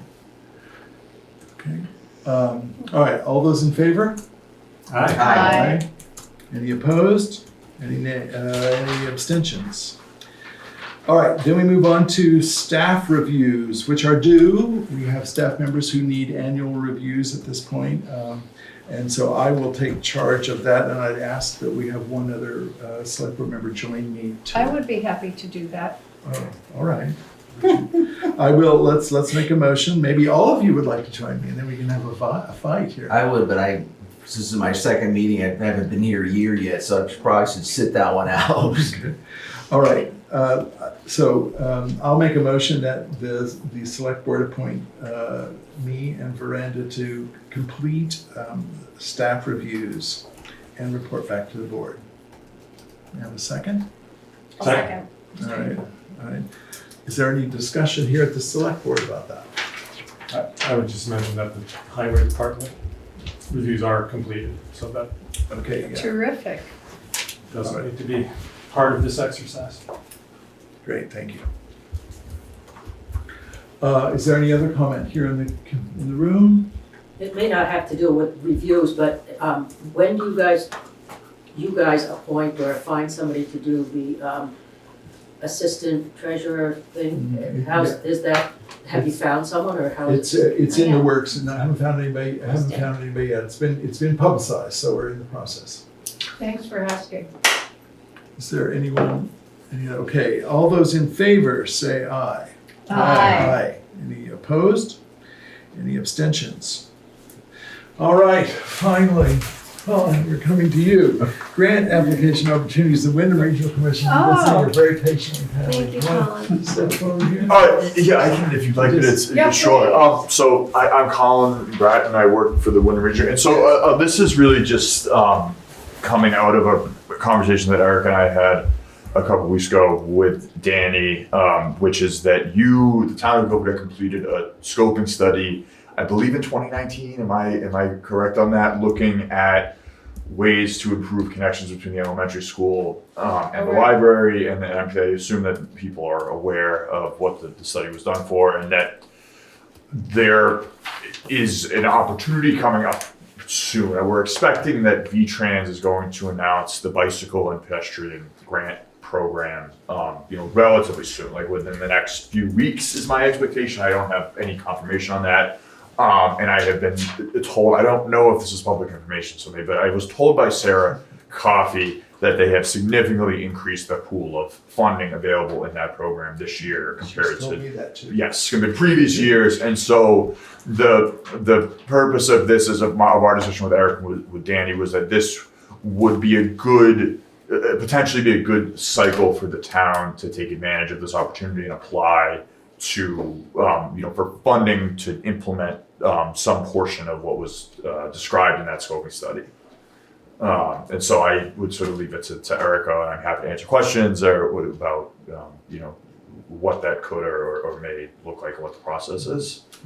So just to describe it a little bit further, this is concerning a section of the whole scoping study for the bike pedestrian. I think that's what it's known as colloquially. But it's just a small section of Guilford Center Road that goes from School Road to Carpenter Hill Road, right? Carpenter. Yeah. Hill. To the library to get, the purpose of this would be to get kids walking from school to the library, the playscape, the Weeks Forest. There's a lot of recreation and education over there for the kids from school. And I think for me, and I think everybody that spoke about it at a number of meetings that we had in the fall, that's obviously, there's a simple part and there's a not so simple part. We could combine it both. We haven't seen the grant, obviously, but it's sort of like the other grant that we applied for not too long ago. We can do the application, and then if it gets approved, we can then address it again and decide if we can take it or not. And these are not immediate use grants, right? This would probably be It would be. year. They would make the announcement more than likely late summer or early fall, and then once the announcement is made, there's I would say give it kind of 6 months before the contracts are finalized, and so you would be looking at, probably 2025 into sort of the end of the construction season, 2026, sort of optimistically. So the construction would take a couple of years, and any costs to the town would be spread out, over a couple of years. So our standard procedure for this kind of thing is that when a grant opportunity does come up, of course we encourage looking at everything we possibly can, but because there are often real costs for the town, we need to be able to look at those on an individual basis, and then the select board approves, without being too cumbersome, the select board approves the application process. So we're not in the I haven't never seen the select board being in the practice of giving sort of blanket approval to apply for grants. because we need to understand the budget implications of any grant that's coming. So as soon as possible, we want to be on top of it so that we can know what's coming and then figure out whether or not it would be okay, it would make sense for us to make the application. I mean, of course, just going back to our goals, public safety was right up there among our highest priorities, and safety for kids, going from the Guilford school to the other resources that are right nearby, especially at a time when people are talking about speeding, so yes, weighing the, how much might this cost us against what do we care most about, is just something I wanted to put forward. Sure. Yeah. I think it's also right that when the budget, there's also the notion that if we are offered a grant down the road, if we make a successful application, we have an opportunity to accept or not accept a grant, depending on whether or not we can see our way through to the end of it. Yeah. Right. So I think sort of in the meeting that Eric and I had, we're expecting this soon, and I think the expectation was, it's not, I am really here to provide assistance to the town, whatever the town decides that they would like to do. Yeah, and I Colin's been think very helpful. sort of part of that assistance would be working on developing this application if the town does decide to do so. But I would have to go back and review the scoping study, but my rough estimation of what the cost to the town would be based on what was described in the scoping study, as well as what given the sort of increase in costs in all infrastructure construction that we've seen, is probably something in the range of about $75,000 spread out over a couple of years. You would, the way that the process would work was that you would apply to the state for funding. The state would, decide if they're going to grant you the funding, and then once you have entered the agreement, decided to accept that funding, the initial steps would be to essentially have the project engineered, which would be, the less expensive piece of it. And then once the engineering is done, there is another opportunity for the town to make a decision based on the cost estimate that you get from that engineering report. And then, that's, I would say, the basics of what the process is. Okay, well, this is all good. As far as I'm concerned, it means that we have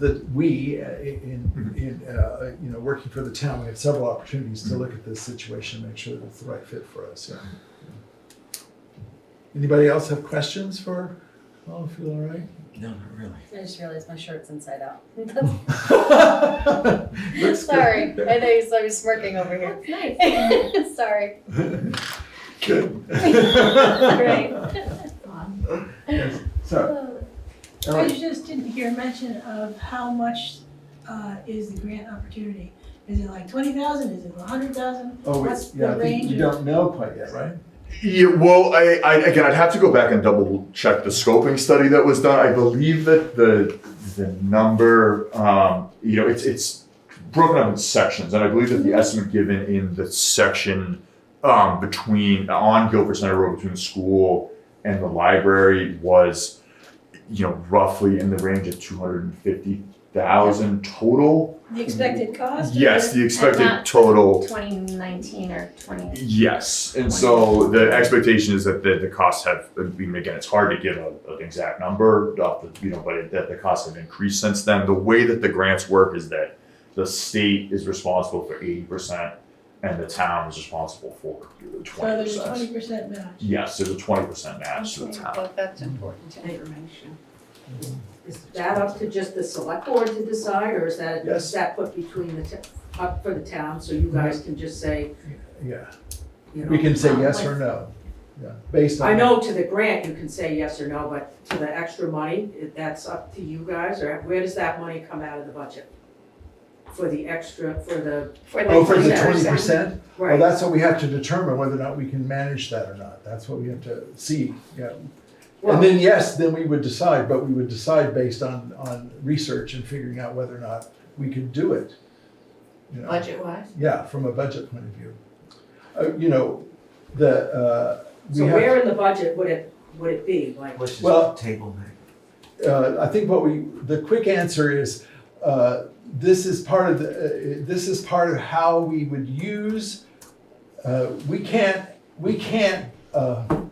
Yes, you can't give a definitive we answer can't at this give an point. answer because You haven't he's looked at talking it, about included fiscal in it. year 26 and 27.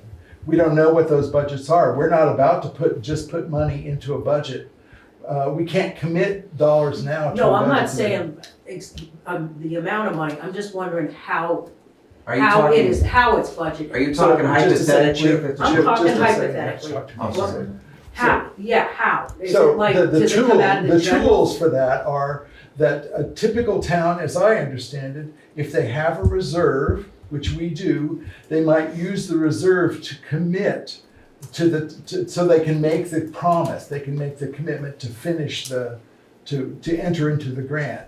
But then that reserve money isn't actually necessarily used. It has been before in Guilford, but then we would go about budgeting it from there, and we figure out what the budget would look like after that. So it's in the end, it's basically the select board, who was ever on the select board at that time, that no, would decide. because the town would have complete control over the budget.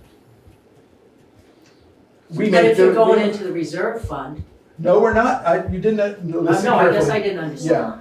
Yeah. In a given year, we have, the only way we can make a commitment in a given year might be to use the reserve as the promise. We wouldn't actually necessarily use the dollars, but the promise would be made in a given year. The expenses actually come in another year, in which time we would find a way to budget that. I think Dolores's question is, what input would the town folk have in making a decision on this? And Yeah. And is so it an article at the town meeting? Might Is be. it discussion during a town? It might be a discussion select board during the budget process. It might be that the select board just says, we're gonna do this. That could be an option too. There are several options, but yes, the town has, the voters have final voice on this. Did that answer your question? No, but. Well, we Well, went from saying that the select board can do it, you can say yes, and to the town has the final Yeah. thing, so I don't really get that Yeah. space in Well, between. I'd love to talk with you if you were willing, not during a select board time. I'm willing, yeah, I'm just like curious how Yeah. that I- 20% I is hear that. budgeted, that's a Completely lot of money. understand. It's a complicated process that goes over years. And because it goes over years, you have to use different kinds of tools to get yourself through those 2 or 3 years. It's not just a one-time decision that we make. Grants don't work like that. They're over time and they take lots of different tools to make the funding work. Mm-hmm. So let me see if I can explain it to you. And this is different also proposal, and Yeah. we don't even have figures yet. No, I understand that, but I also understand that it's an 80-20. And Right. so I'm just wondering where the 20 comes from, Right. how it's decided. Yeah. Okay, so I thought I explained it, but let's try it again another time, okay? Mhm. Just rather so we don't take more time here, Mhm. okay? We do have a question. Yes.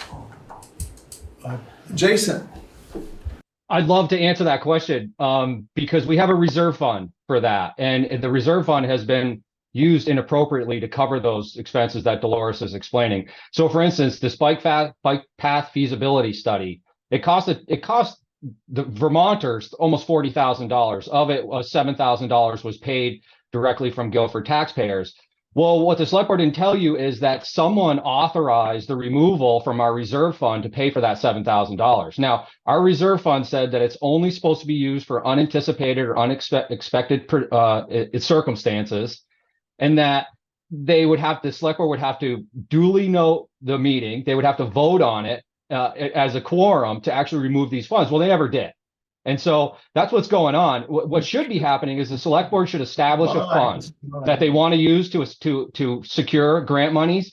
And they should put that out to the residents of Guilford, say, hey, we want $50,000 to try and secure grant monies. But what they're doing instead is they're stealing it from our reserve fund without doing it in the duly noted meeting. So Dolores, you asked a very good question, and Zon did a very good job of dodging it. But this is why we need to use our reserve policy, because if you just follow the reserve policy, that wouldn't even have been allowed. So the fact that we're even talking about this, you know what? Another thing, this wasn't duly warned. Just to put it out that there's a grant opportunity from Windham Regional, when we all know this is about the bike path feasibility study, is misleading to the people of Guilford. So I prefer, if you're going to do anything about the bike path feasibility study moving forward, that you properly duly announce it as the bike path feasibility study and not some random grant opportunity from Wyndham Regional. But again, Dolores, great question and good job dodging it. Thank you. All right. I'm sorry to have to keep asking to mute him, but it's not reasonable, the amount of time and the lies he's forwarding. It's just not acceptable. I'm not going to take time to correct the record, but I do want people to understand that he's not stating things clearly or appropriately. And those are his opinions about how he thinks he'd like us to do the meetings. I wish he'd write me ahead of time and explain all of this rather than take our time doing this. I've offered so many times to talk to Jason Heron about these issues, and he will not do it except publicly. That's the only way he wants to do it, so he can do what he just did right now. All right, it infuriates me. All right, now we're going to go ahead. One addition. Yes. So my understanding is the library is hosting a event for kids during the eclipse, and children are being released early from school, and at the moment they need to be transported by bus from the library rather than being able to walk down from the school to the library, which I think is unfortunate, and for that reason I think we should look into the opportunities available. Yeah, thank you. So for the sake I would just say of that I'm anticipating that this opportunity will be announced soon, like in the next few weeks, and so I will, I guess, communicate with Erica and follow up. Does that sound? Yeah, so when reasonable? we get the grant in front of us, we can address this again. Okay.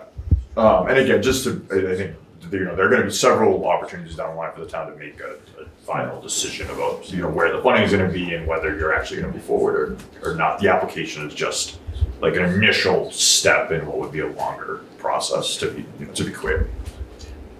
Thank you very much, Colin. Thank you for Thanks for your coming. patience. Yes. Thank you. I appreciate it. Yeah, have fun. All right, we'll move ahead to the Adopt Road and Bridge Standards, which is something that we do every year. It's a document that you all saw in the meeting folder, and it needs to be signed by one person, one select board member. So I would entertain a motion for authorizing a select board member. So moved. Thank you. Does everyone understand the motion? Yes. All right, Yes. is there a second? I'll second it. Thanks, Miranda. Okay. So Erica mentioned something about how, excuse me, could we just, if you want to go into another room and have a conversation, this is just complicated and I'm trying to understand it, okay? So were there changes in these standards this year? No. Oh, you said they They're were, coming at some point, probably in the next year, but they have not changed okay. since I just last year. didn't And I want put to, the existing standards. yes, I have them right in front of me. V-Trans standards, they have been the same. Thank you. So we're just certifying our compliance here. Is there any further discussion here? Okay. We're going to be taking an action. Is there anything anybody would like to say in the room? Anybody would like to say online? All right. Okay. All those in favor of certifying compliance, please signify by saying aye. Aye. Any opposed? Any abstaining? Thank you very kindly. All right. Do we have to determine which person is going to sign it? We're doing it. I'll do it. Oh, On okay. behalf of the select board, if you don't mind. Thank you. I would love that. All right. Para. I would like to make a motion to move the warrants as written for payroll week ending 3/17/24. The amount was $7,813.08. Payroll week ending 3/24/24. The amount is $9,071.95. Expense warrant number 2417 is $72,226.77 for a total of $89,111.80. I'll second that. Is there anything you want to let us know about?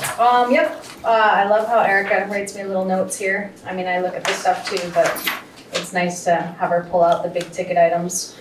So we've had lots of gravel, which completely makes sense for Sosimo. It was $17,026.50. And sand from Zaluzni's was $6,993. And Danny's filling the shed before prices go up more.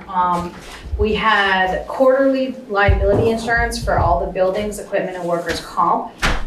And that was to BLCT and passive. And that's $13,679.50.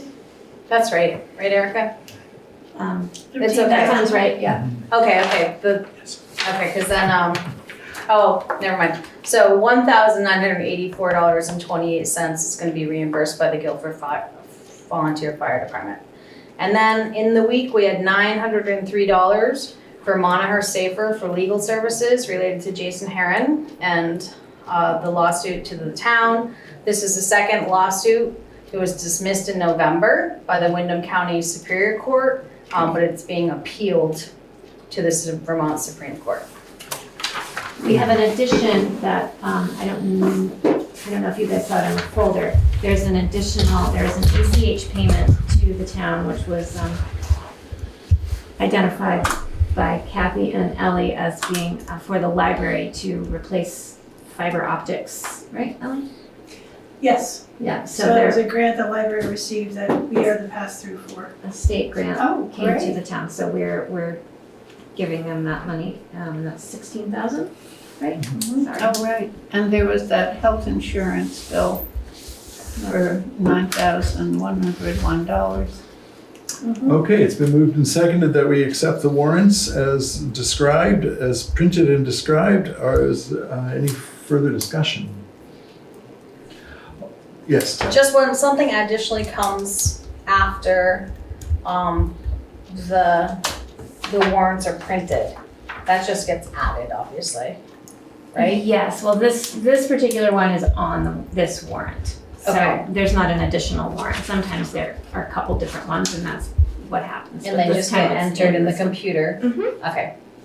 Under the right line item. There have been times when we have not, something has come, I don't remember, but there have been times when an expense has come that we realize we can't. It seems like it could add in, but we can't because it's not been worn properly. So everything needs to be worn properly. Right, okay, it needs to wait and then go. Unless it can't, and then we take a special action. Okay, If it can't wait. okay. Okay, folks, thank you very much. Let's see, we need to vote on that, Yes. right? So all those in favor of securing those warrants, please say aye. Aye. Aye. All those opposed? Any abstaining? None. All right. I think there's no other business at this moment that I'm aware of, and then we move on to correspondence, and there is no correspondence for this time. So at this moment, we'll be moving into an executive session, and I need to, first I need to make a motion to move into executive session. Let's see, what's the right, Sorry, I didn't do that. the right order? So the right order is, You have a finding. huh? Excuse me. A finding that there would be. Oh, yes, Deleterious to- about prior knowledge. Yes. Yeah, okay. Sorry. So we need to vote two things before we actually go into executive session. One is that we would move into, I move that we move into executive session per statute based on prior knowledge, previous knowledge, and that's one of the reasons. That's why we move into executive session. So may I have a second for that? Does everyone understand what we're doing? Yeah. Yeah, Brenda seconded it. So all those in favor, please say aye. Aye.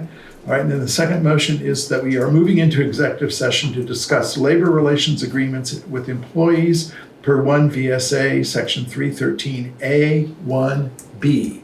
Before we vote, we need to alert those folks not to re-enter, and then everyone online will be placed in the waiting room, and when we come out of executive session, we will bring you back into the meeting, if you're still here.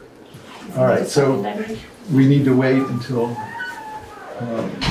we won't talk, so go ahead. So we need a second for the Good night. motion. Second, thank you. Good night. Got a few seconds there. All right, all those in favor of going into, I need to thank you before, I'm going to add a little bit more. We're going to invite Erica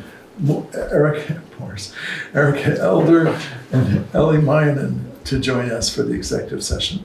So that's part of the motion. I second that. Thank you. So all in favor, please say aye. Aye. All opposed? And you abstain. All right, so hello, everyone. Wait. Yeah, no, wait, till we vote. Oh, okay. So everyone is us, but also that's being recorded. So I guess you can let them in. They'll see what we're doing here. We're technically still in executive session. So I would move that we come out of executive session at 9:45, and the select board will have taken no action. Second that. All right, thanks, Chip. Is there any discussion about that?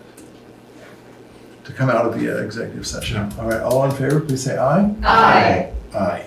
All right, all approved? No, anyone saying no? Any abstentions?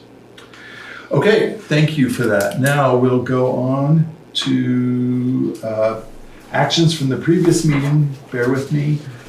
We elected a chair and a vice chair for the ensuing year, and those folks, just to make it clear for the record, those folks will be in their seats until the next election.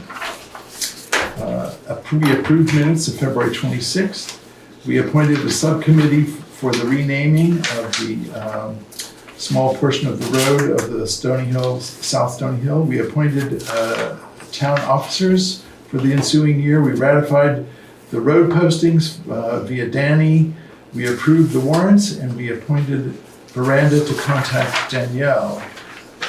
In this meeting, we approved minutes of March 11th. We voted to rename South Stony Hill and rename it as Marion Road. It's a great name, too. I can't recall if we made an action for the correspondence. Oh, we just invited, Select board. Yes, we moved to have the select board invite the auditors. The auditors, thank you. We authorized payment, signature for, No, we didn't. We We tabled the professional audit engagement for another meeting. We appointed 2 newspapers as the newspapers of record. We had then we appointed Michael and Tara as a subcommittee to review. Let's go back. We appointed Chip and me as a subcommittee to pull together a charge for the law enforcement, the impending law enforcement contract. Then we appointed Michael and Tara as a subcommittee to review and build for us annual Selectboard Goals, staff reviews. Veranda and I were appointed to do those and report back. There was no action on the grant application opportunities. That we adopted road and bridge standards for the coming year, and we approved the warrants. And we went into executive session and came out of executive session. Did we also do the subcommittee with Tara and I on the law enforcement? Was that on there? Or we're gonna do the charge first and then the charge first? Yeah. Okay, all right, gotcha. All right. First, yeah. Yep. We'll do that another time. Okay, folks, so seeing that we got a lot done tonight in over 3 hours, I would accept a motion to adjourn.